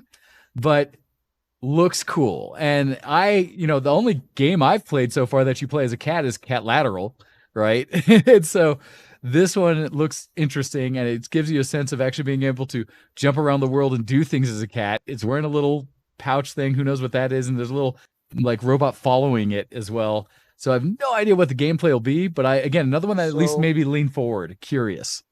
It's coming over PlayStation 4, PlayStation 5, and Steam. So it'll be on PC. So saved yourself there, Ken. Good. I'm appreciative of you checking that out, because for people who already have a 4, you don't need a 5. That's good to know. And especially exactly. That's exactly what I was looking, because Ken will make us. We have to play this game. So yes. Well, and especially the better thing you noted there was Steam, meaning those of us on PC are already covered. And so it's good. Because another thing that hit with this is I don't know if any of these trailers said specifically like exclusive. You had a couple that said on the bottom, they just did the normal symbol thing that honestly is how I get my information, where it says what consoles or PC or stuff it will come to. And you'll get some of those in launch trailers. They're like, oh, it's coming for more than just that one. They're just showcasing it here. But that one at least looks like another interesting IP, something I'd never heard of, something I'd like to look into. Sure. All right. So next we've got, let's see. And that one's 2021. People love that game. Oh, dude, cat stuff, right? So this next one also to me looked pretty interesting. It's called Returnal. And also when you listen to this one has a soundtrack of her talking about what's going on. It has a little bit of what looks like gameplay in it. When you see her doing it, it looks like kind of an over-the-shoulder third-person shooter. But essentially it says like she keeps reliving the same experience over and over, where she crashed onto this planet and then eventually dies, gets killed, and then wakes back up and it starts again. But that each time something has changed a bit, and that she feels as though the planet's becoming part of her. And so there's more to it. This one also looks like it is pushing a bit more with graphics. And so there's a potential. Now, I still argue, I think this could be done with the PS4. I don't necessarily think this one requires the next generation as we're looking at of hardware. But it's looking good. It looks really pretty. It looks, so Tom Bad Guy says, looks like the Tom Cruise movie Oblivion. I find it looks like... oh shit! What's that fantastic game that I really like that I can't remember?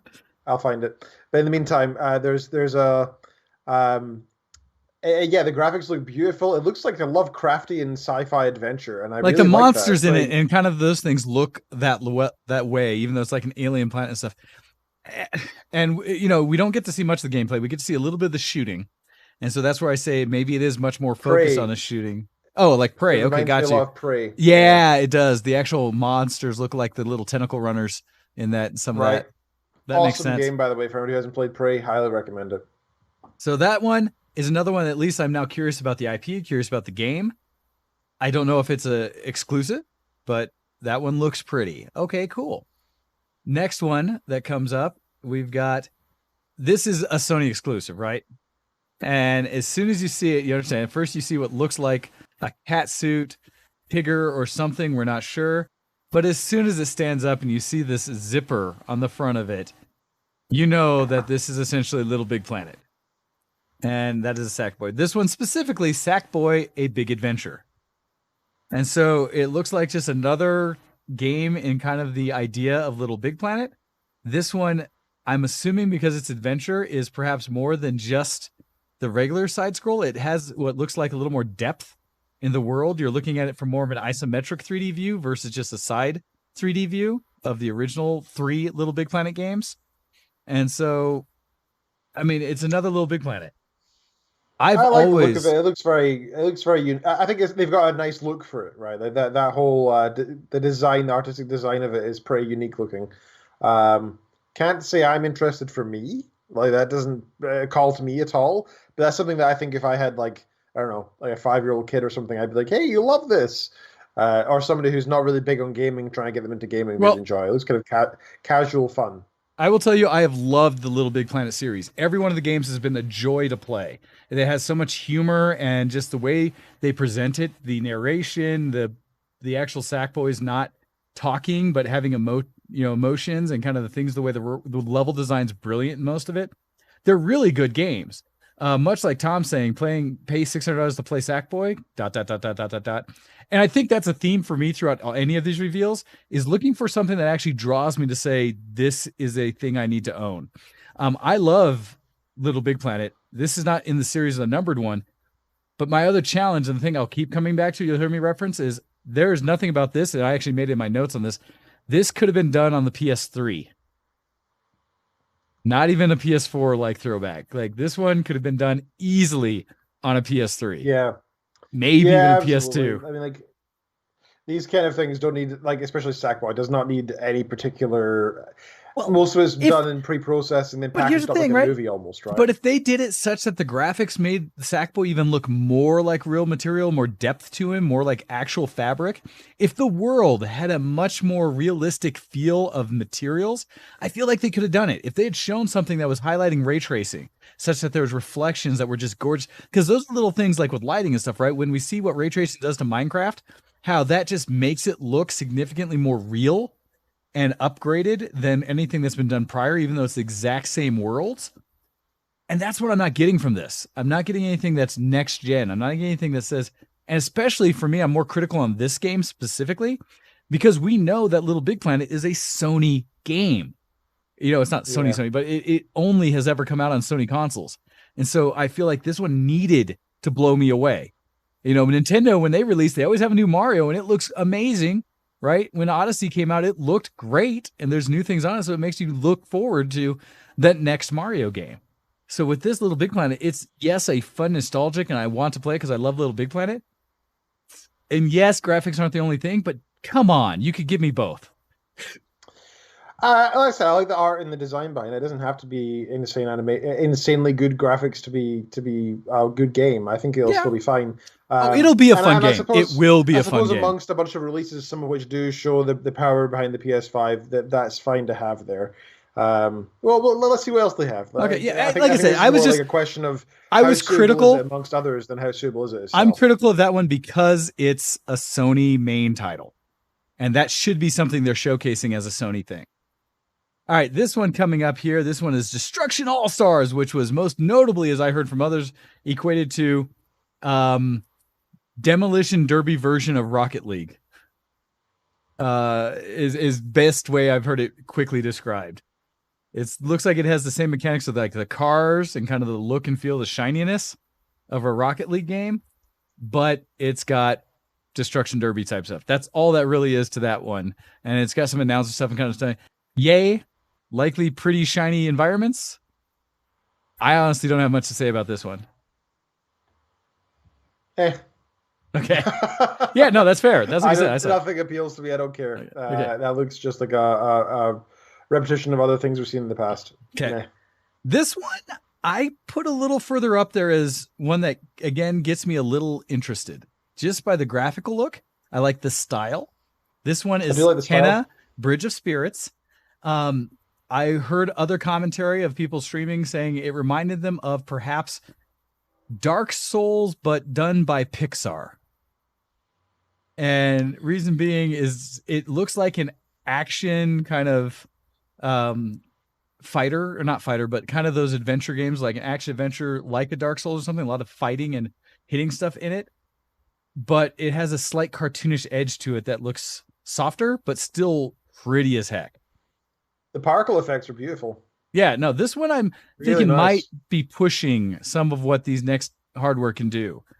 I think Mika says in the chat that it reminds her of Moss from the look, and I can see that from the general sets. But now when you see some of what looks like gameplay with actual fighting of this creature out there and freeing, it looks like almost purifying the land, and then all these little Oh my almost god, like that looks Suit like Boys, Fable. right? That looks like an HD Fable. Doesn't it have a lot of those throwbacks to some of the games that I think this one looks solid? A game I would enjoy, and it has all these little pieces to it that's like, okay, this actually looks like a proper evolution of a series into what a current generation game would be. Tom Bad Guy said the exact same thing. It looks like Fable. It does, right? The one thing that irritates the hell out of me, I feel like this is something that game companies, movie companies, TV companies are doing a lot right now, is they know exactly the type of thing that looks cute and brings in people and makes a little mascot. You have to have a little tiny creature with big eyes. The little Ash-looking thing that I find that such a trope now.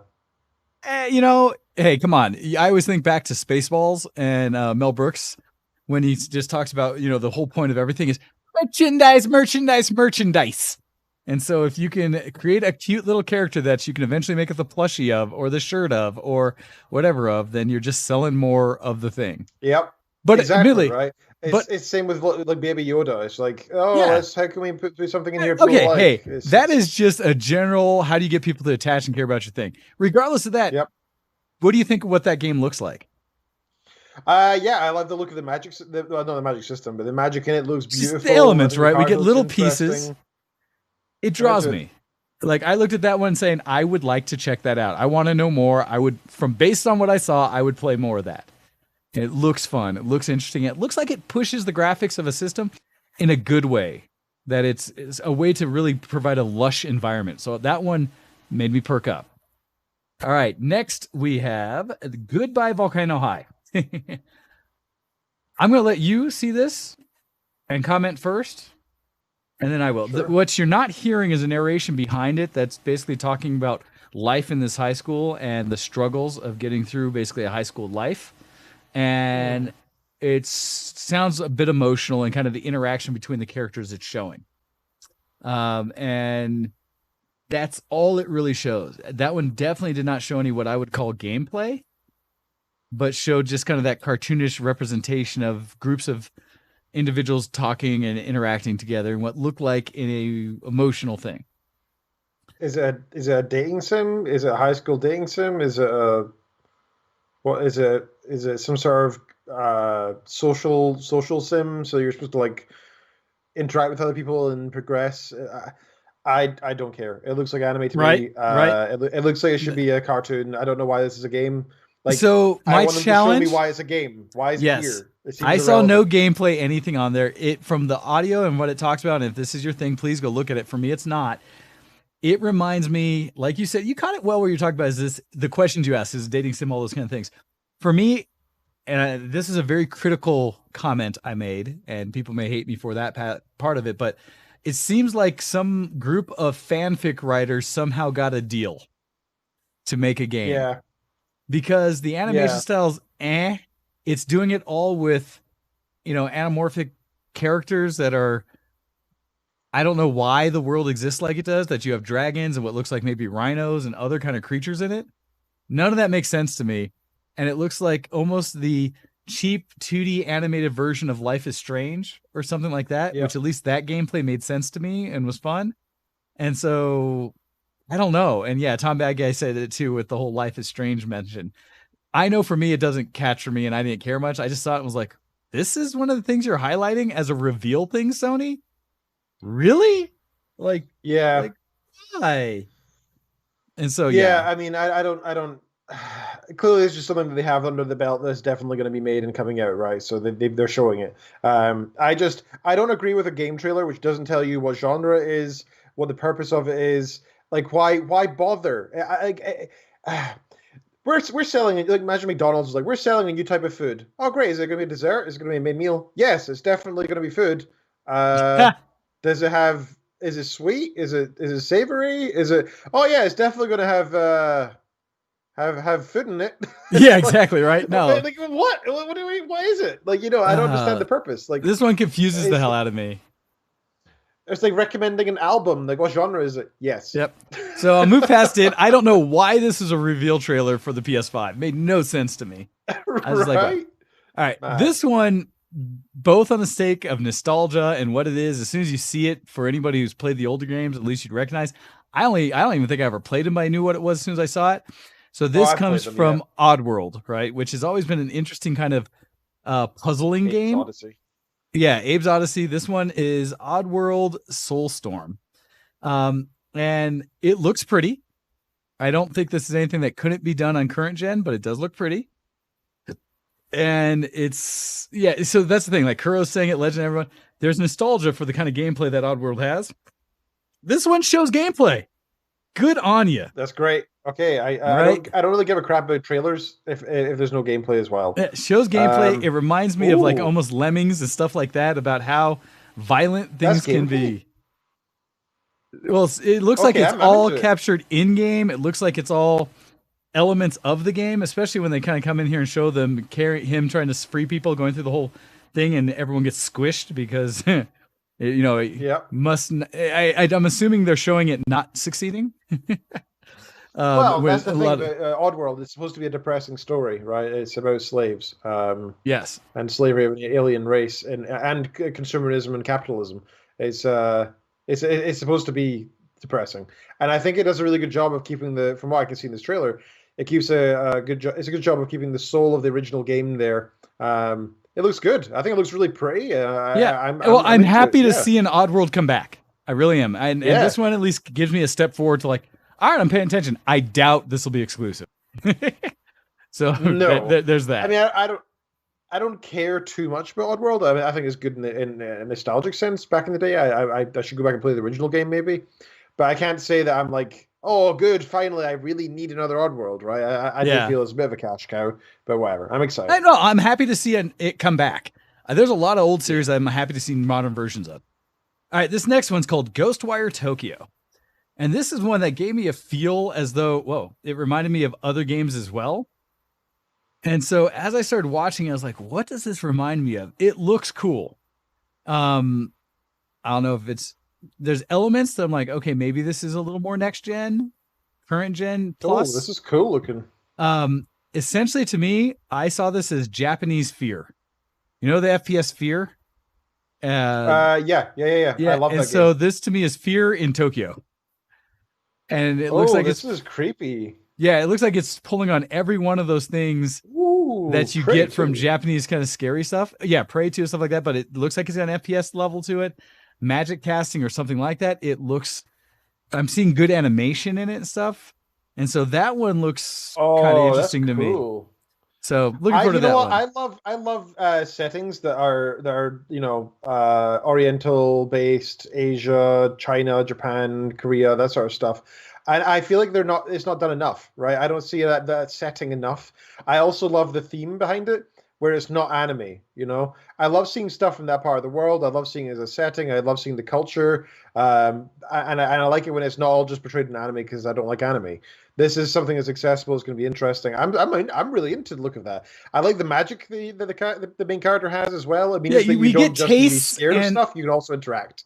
And I appreciate that it's, showing some gameplay like I do in any trailer, especially in a reveal thing like a PS5 reveal. So that one's cool. Of course, it's a next year game, but that one at least interests me. All right, this one. Tom Bad Guy said it's a cross between Fatal Frame and using magic in Skyrim. Totally agree. I was actually thinking it reminds me of Fatal Frame, that game where you have a camera and you go around taking photos of ghosts, but you can't interact with them otherwise. That's right. Yeah. So this one, I almost want to skip ahead, but this one, yes. The reason I say is it looks awesome initially. The Jet, the Far Shore, it has a very the soundtrack to it. When you hear this, is very 2000 Space Odyssey kind of sounds to it and things. Cool. And so it's kind of looks like this would be a pretty interesting space exploration game or something. This is one of the few that when it does show what looks like gameplay, I gave up after that. Once I see the gameplay on this one, I said, I don't care. This looks like gameplay to me. So far, I'm pretty cool. And the problem is, to me, it just looks like a third-person isometric, I don't know, side-scroll shooter or something. It didn't really give me anything. What?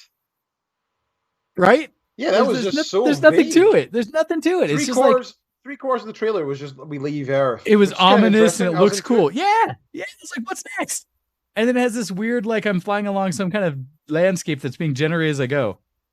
What was that bloody game where that was exactly what it is, where you go faster and faster and you need to try and keep up with the sun or something? Chasing the Sun game. Yeah. And was it Chasing the Sun? I'm not sure. I know what you're talking about. I never played it. Oh, Race the Sun. Race the Sun. That's it. Yeah. Came out in 2013. That's what it looks like. It looks like almost 3D version of Race the Sun. So yeah, that one. In fact, I'll go past it because that just made no sense to me.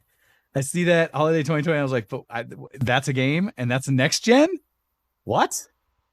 Anyhow, so this next one coming in, this one is Godfall. This one looks like they're playing towards the shininess of like, look at this, action, action, action. Reminds me of the gameplay you get out of a Bayonetta,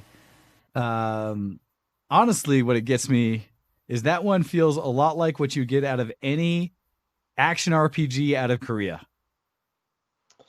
Yeah, so far I'm looking at that and I'm like, okay, I kind of like look at the combat, but where's the rest of it? Where are the beautiful animations? Where's the beautiful cinematic sunsets? Where's the beautiful water? Is there story here? Is there some reason that you're beating up all these guys? I want to care. You know, like, all I see is the action. It may sound silly, but this makes me. My first thought was kind of God of War in terms of the way the combat looked. I was like, okay, this kind of God of War looks like this. The scenery is very God of War as well, but it's a lot God flatter. of War is more than anything a cinematic story. This looks just like the action, which I'm not particularly interested in. So anyhow, that one, it looks pretty, but it looks very flat to me. So all right, this next one coming in. This one is Solar Ash, and I have mixed on this. Because this is one of those ones that falls into, it's not about the graphics. Yeah, it has to be. Which is a shame because the stuff that they're showing could easily look really beautiful. I mean, it still does. It's that stylistic look, right? Almost like hand-drawn, almost like the cell shade stuff. It kind of gives me a blend of cell shade. But what gets me is this little bit of gameplay. It's another one that I don't get what the game is. And what is it an escape game? What I get from it makes me want to say this is like platformer, a really fancy runner game. At most, right? That's all I get from like the style of the culture and the characters that were being shown there. It looks pretty. It looks cool. Well, I like the fact that it wasn't like I don't know. Like it kind of reminded me of Native American kind of style of jewelry they had and stuff, and that was kind of cool.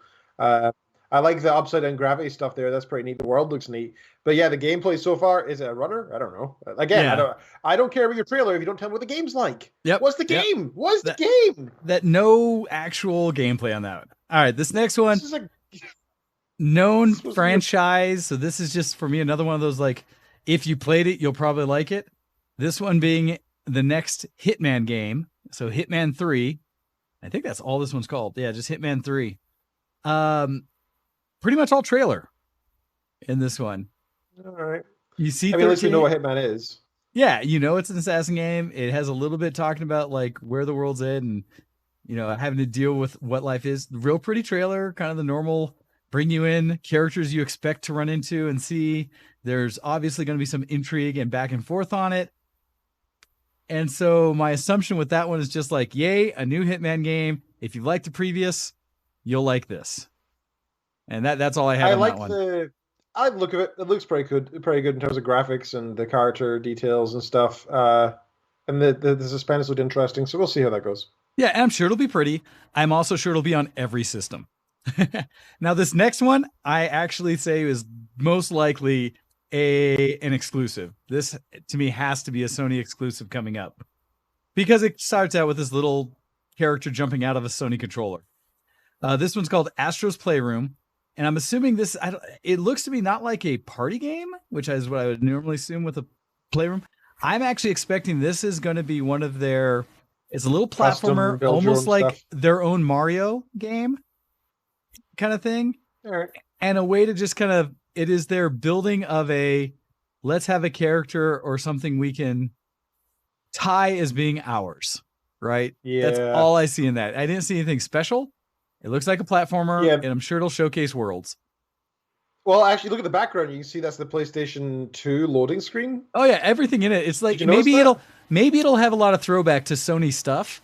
I just wonder if Sony's got strong enough brand recognition like Nintendo does to do things like this. I feel like I think it's a stretch. some of it will. I think it depends how the game ends up being, whether it is actually fun or not. And if they can make it fun, then fine, whatever. I hope this is kind of like the free game you get with your PlayStation. That would be amazing, right? Because, man, when was the last time we got one of those? You know, it would be great if... it looks like the kind of game that isn't worth buying, but I think everybody would enjoy if they had it. And I think it would be a good way. If you want it to be a symbol for the PlayStation for the future, it should be free for everyone. That would make sense. Mind, no? Be smart as heck. It'd be actually a step forward towards the thing that consoles tend to fail against PCs in. The amount of free content we have, especially now as PC gamers, blows things away. Where in order to get that from consoles, you have to pay subscription fees to get free. And it's like, whatever. Yo, guys, Ark is free on Epic. It's free on Epic Store right now. Go get it. Yep. All right. So that we can get through this in time, since we're going to quickly run out of time here. Kind of blasting through this game. Little Devil Inside is another one of those that I don't think it's necessarily pushing next gen, but it's a very stylized adventure game. I actually say this is almost like a press to be a new Zelda style game or something like that. This one looks really interesting. And so silliness that ties into it, but I like the art style, and it reminds me of some other games I play that have great art style. But then they show some of the what looks like gameplay with the monsters and stuff that look very Zelda, almost Breath of the Wild like, but simple stylized graphics.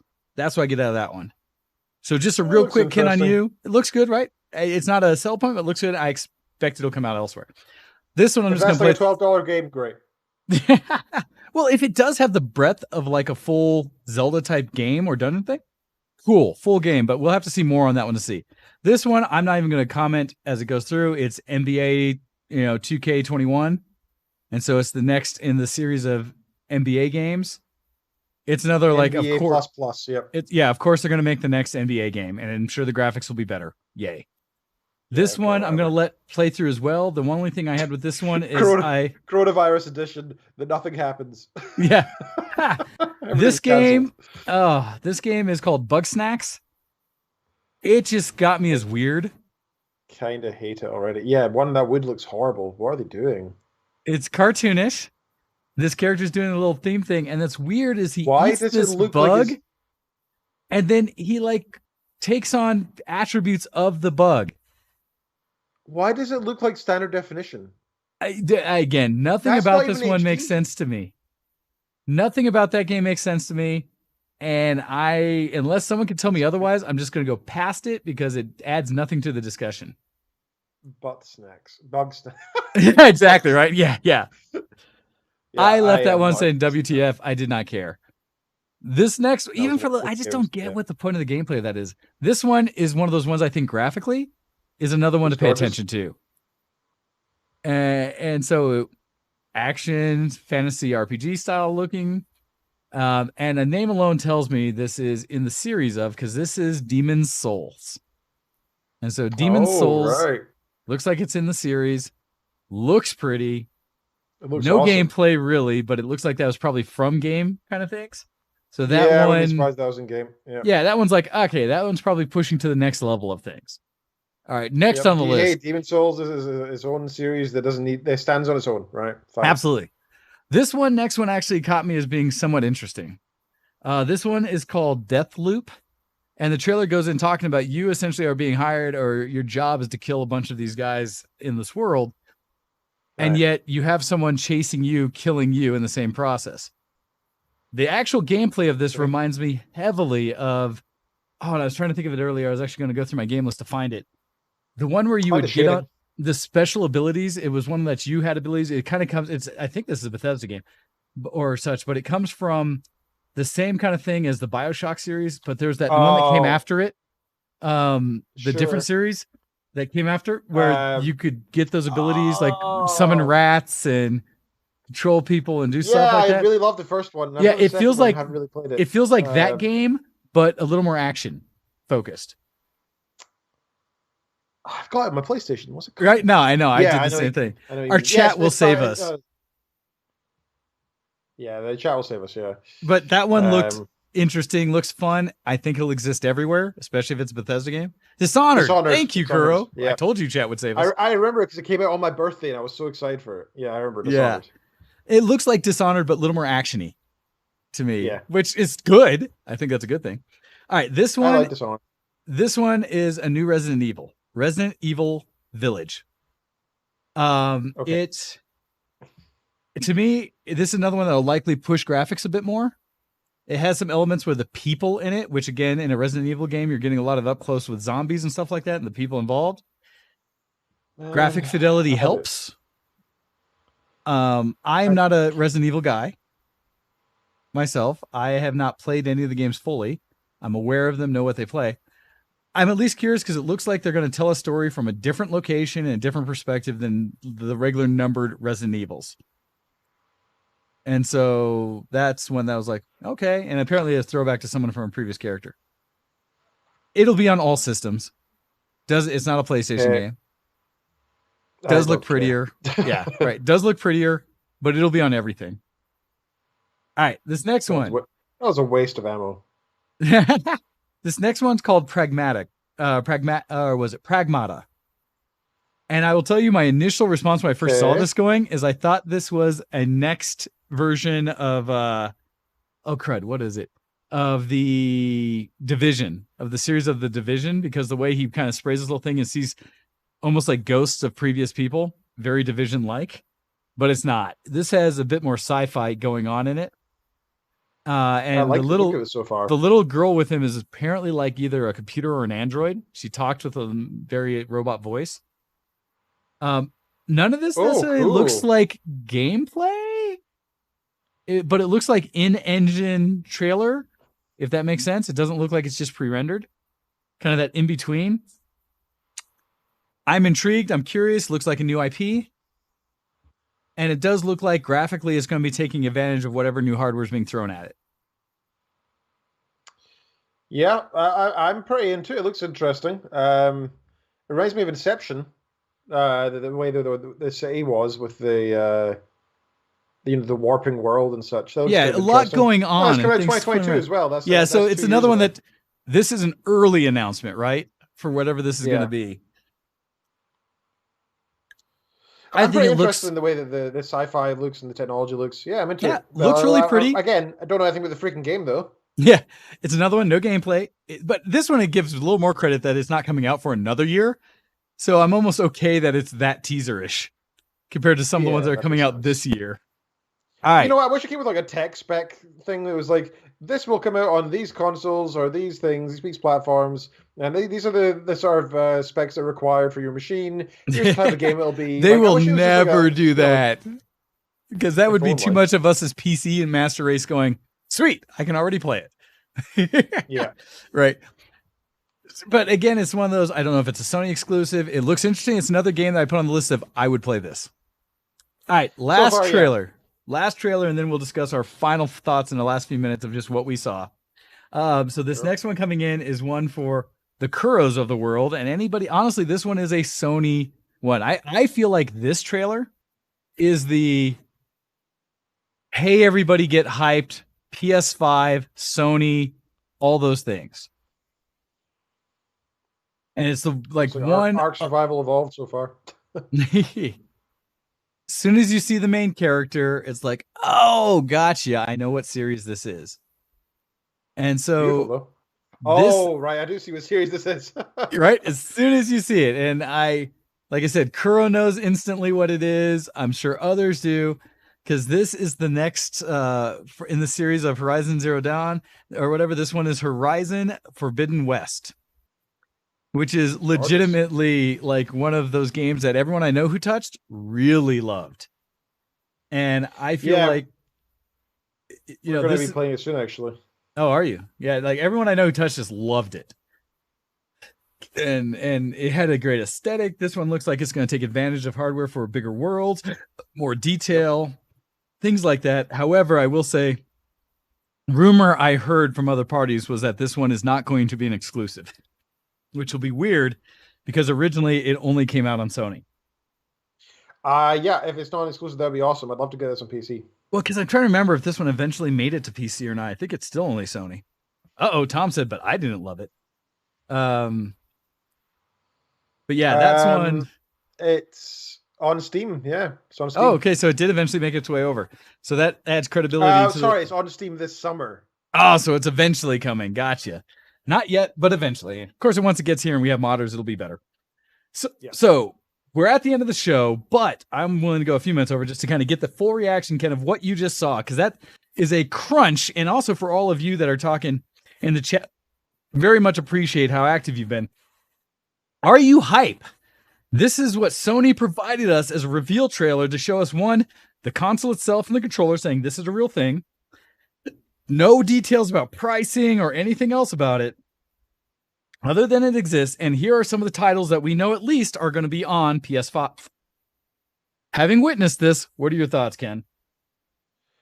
Okay. My first thought generally is underwhelming series of games. I would have hoped there'd be more in there. I think the complete lack of anything that interests me personally made me not be so hyped. And the thing that really disappointed me is that I was really hoping that this time by now we would have had something about Elder Scrolls 6.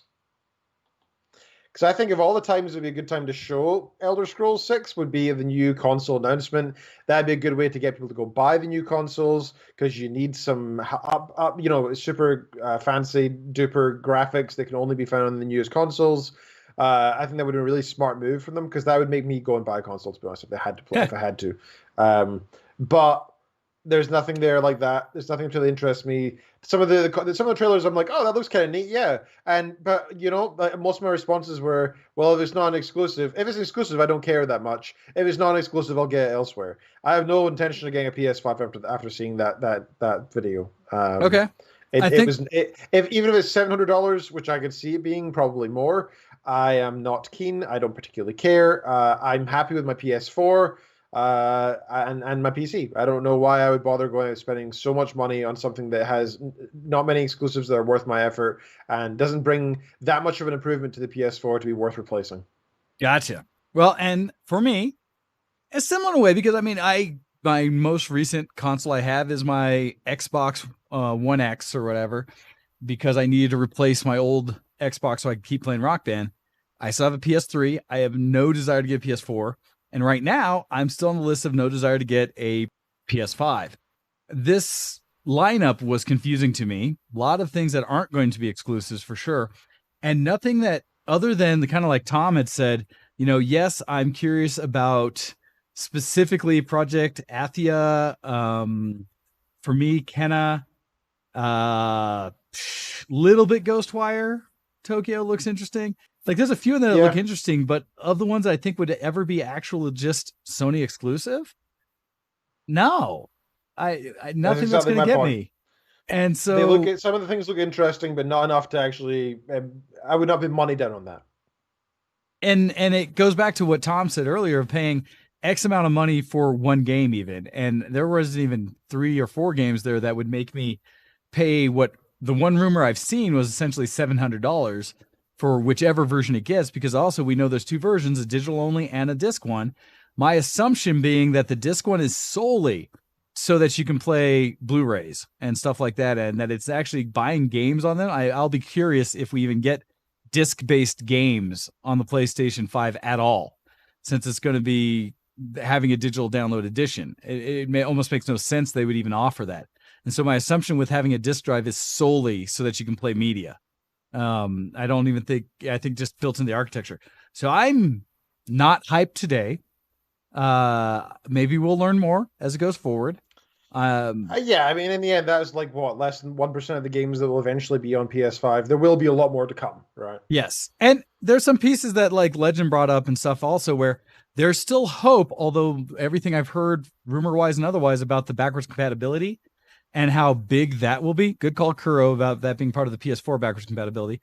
The challenge I've had is if they legitimately, and because they don't have the drive for everything, unless they do it almost like they did the original launch of PS3, where only the top end 60 gig had backwards compatibility and thus the disk drive and everything else. If they did it that way, maybe. But I personally feel there's no excuse for any of the new consoles coming out not to have 100% backwards compatibility with the entire library of that company. blows me away that that's not standard. It pisses me off to a lot of degrees, because I would more likely justify picking up a PS5 if I knew out of the box I could play all the way back to my PS1 games. If I go back to PS1 and put Tenchu on, or put my original Gran Turismo, or put any of the other games, my original Final Fantasy VII discs and stuff, and play them, even if they weren't upscaled, although upscale would be a bonus and easy to do, since my reason for that, every emulator on my computer can do that today. Yo, exactly that. So if I was in charge of like, I don't know, the entire console design right now, I would produce two. One that it costs a little bit more, and allows you to use your old discs and stuff, and discs. And then I'd have one that costs a little bit less, no discs at all, and it's a slimmer design because it doesn't need a reader inside it to fit physical media. And it'd be great, right? And then that way people can just download stuff they need. Emulators for anything before PS3. PS3 and PS4 games can be downloaded as normal games as part of the PS5 architecture, I imagine. So why not, right? I think that makes more sense. PS3, PS4 are modern enough to actually require modern graphics and such anyway. That works nicely. PS2, PS1 can just be done with an emulator. They can be inbuilt into the PS5. Boom, money. Easy, because then I would be able to justify upgrading to the new one and taking all of my old ones and retiring them into the basement somewhere or a different room, right? That I wouldn't need to also maintain or keep it available any of the other consoles that maybe I do want to go back and play some of this library that I still have on my shelves. It blows my mind that emulation is not built into every new console, because they have all the information. It's just an easy way of making money. Yeah. I mean, they don't, and all the BS they did back in the PS3 were having to have an actual physical chip to emulate PS2, PS1 games. Garbage. I can emulate down to PS1 on a handheld, on a RetroPie 4, right? On a Pi, Raspberry Pi 3 can emulate PS1 games. A Pi 4 can do PS2. It's like, come on. If Raspberry Pis can emulate some of your old systems and perform one-to-one wonderfully, all the way up to like the N64 in most cases, there's no excuse for these modern systems not to be able to do everything.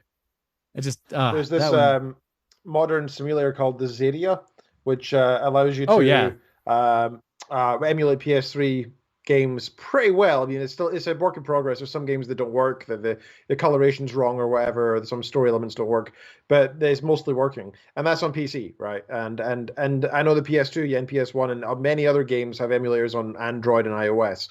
So it's madness that we're at this level. And the crazy thing, right? These big companies that could easily be making more money by putting in the most simplest of emulators that would take an average programmer who has access to all of their kit and suite of designers and old code, legacy code, just to throw in there. Yeah, because people that are making emulators are doing it from scratch. They're not using any of the base libraries. They're having to build and come up with ways to replicate what the original systems did, so that they're not doing copyright infringement from the way the system worked.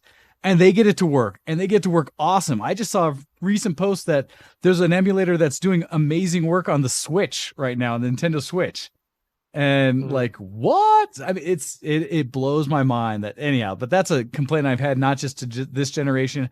I had it before this one, and it just still boggles my brain that they don't go that step further to make it easy, because there's even ways that I think that it would almost be able to justify some of the subscription crap they try to do, and things like that. But nope, they don't want to do things smart. They want to do the things the way they want to do it. I get it, right? If they wanted to give access to the entire old PS1, PS2 library via emulator, and you had to pay for it because otherwise you had to pay for the games individually, I wouldn't mind spending $5 a month on access to all that stuff. Yeah, I'd be okay with that. There are ways... what? If they had 100,000 people interested in the same, that's pure cash income for stuff that already exists. Yes. I don't know why they aren't doing this. No, it makes no sense to me. Boggles my brain, hurts my mind. Come on, companies, get on it. At least Microsoft went that step where you can play stuff on the Microsoft Store, either on PC or console, and did something smart that way. Hey, I see a lot of chat in our Twitch chat, and everyone who's participated today. I appreciate it. There are opinions about this, right? Kuro, I don't know what emulators you're using. My N64 stuff works beautifully, better than beautiful. My Wii U emulation works beautifully. Don't tell me the N64 emulation is poop. What are you playing on? You need to update, sir. Dang. Every emulator I touch is almost flawless today, minus maybe 1 or 2 titles. Keep up. Keep up. It's not hard. All right. So we're reaching the end of the show. I'm a little bit late for my next Yeah, no, meeting, you got to my run. quiz, so we appreciate you guys. Heads up. Next week, we plan to have our good friend Legend Tinker on the show. He's got some discussions and things to announce and bring up about his book series. So look forward to that as we're going to find out more about Sword of Dragons. And so tune in next week to hear a bit from Legend Tinker.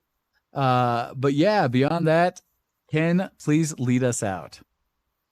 Sure thing. I dropped a thank you game as well in the chat because why not? Just for you guys listening and always much appreciated. So first person to grab that gets Darkness 2 for free. You've been listening to Show X live on twitch.tv/VGW Show X, on Facebook, on YouTube, and wherever else we happen to be at this time. You can check us out all over the place, reddit.com/r/Show X. You can subscribe to us on YouTube and Twitch. That's much appreciated. And liking us on Facebook is welcome too. Be sure to retweet us on Twitter and follow us there. Whenever we post stuff, you can like and retweet. That helps us out. That's always great. I do notice you guys are also upvoting stuff on Reddit. That's much appreciated too. Please feel free to take part in the chat there. I will be sure to respond to everybody who takes part in Reddit discussions because we want to make that be the kind of new forum eventually. And we need to put more effort in ourselves and try to encourage you guys to join us there too. So as reddit.com/r/Show X. You can support us on patreon.com/Show X. The pennies that go towards helping the show survive and stay alive. This month, all the pennies are going towards BLM as well. So your money doesn't just help out the show stay afloat, but also helps with charities and important charities at that too. Thank you so much, Wayne, for hosting the show today. We will be back next week. We've got a number of upcoming guests, including next week's guest. We also have Octail said he'd be back as well. And we have another guest who doesn't want to join live because she's rather nervous. But we're going to do a little bit of one-off content. Yeah. I don't know how she wants to be presented online, so I'm going to have to not say any names just now. What was that? I said, no, yeah, we'll hold off on that, and we will focus when we get that. So expect to see some more little content kind of distributed in between or along with the regular show. So we'll figure out how to get you guys some more of that. From what we've understood, it seems like we've had great feedback on the guests we've had. And so we continue to reach out to find more people we can talk to, get some other perspectives and views of the world. You guys seem to enjoy it. I know Ken and I love talking to people. And so we are doing our part to try to find more. And if there's people you'd like us to interview, someone you know, people that you find interesting, let us know and we'll reach out to them and see what we can do. Yeah. All right. Thank you all for listening to the show. And thank you for hosting, Wayne. I very much appreciate it. Absolutely. Thank you all. And we will catch you again next week. Feel free to interact with us throughout the week on both our Reddit posts, as well as to email the show if you'd like to share things either about this show, things you'd like us to talk about, things like that. We'd love to hear it. With that, we're out of here. You guys have a wonderful week. Bye, everybody. You've been listening to ShowX on VTWProductions.com. See you next zombie!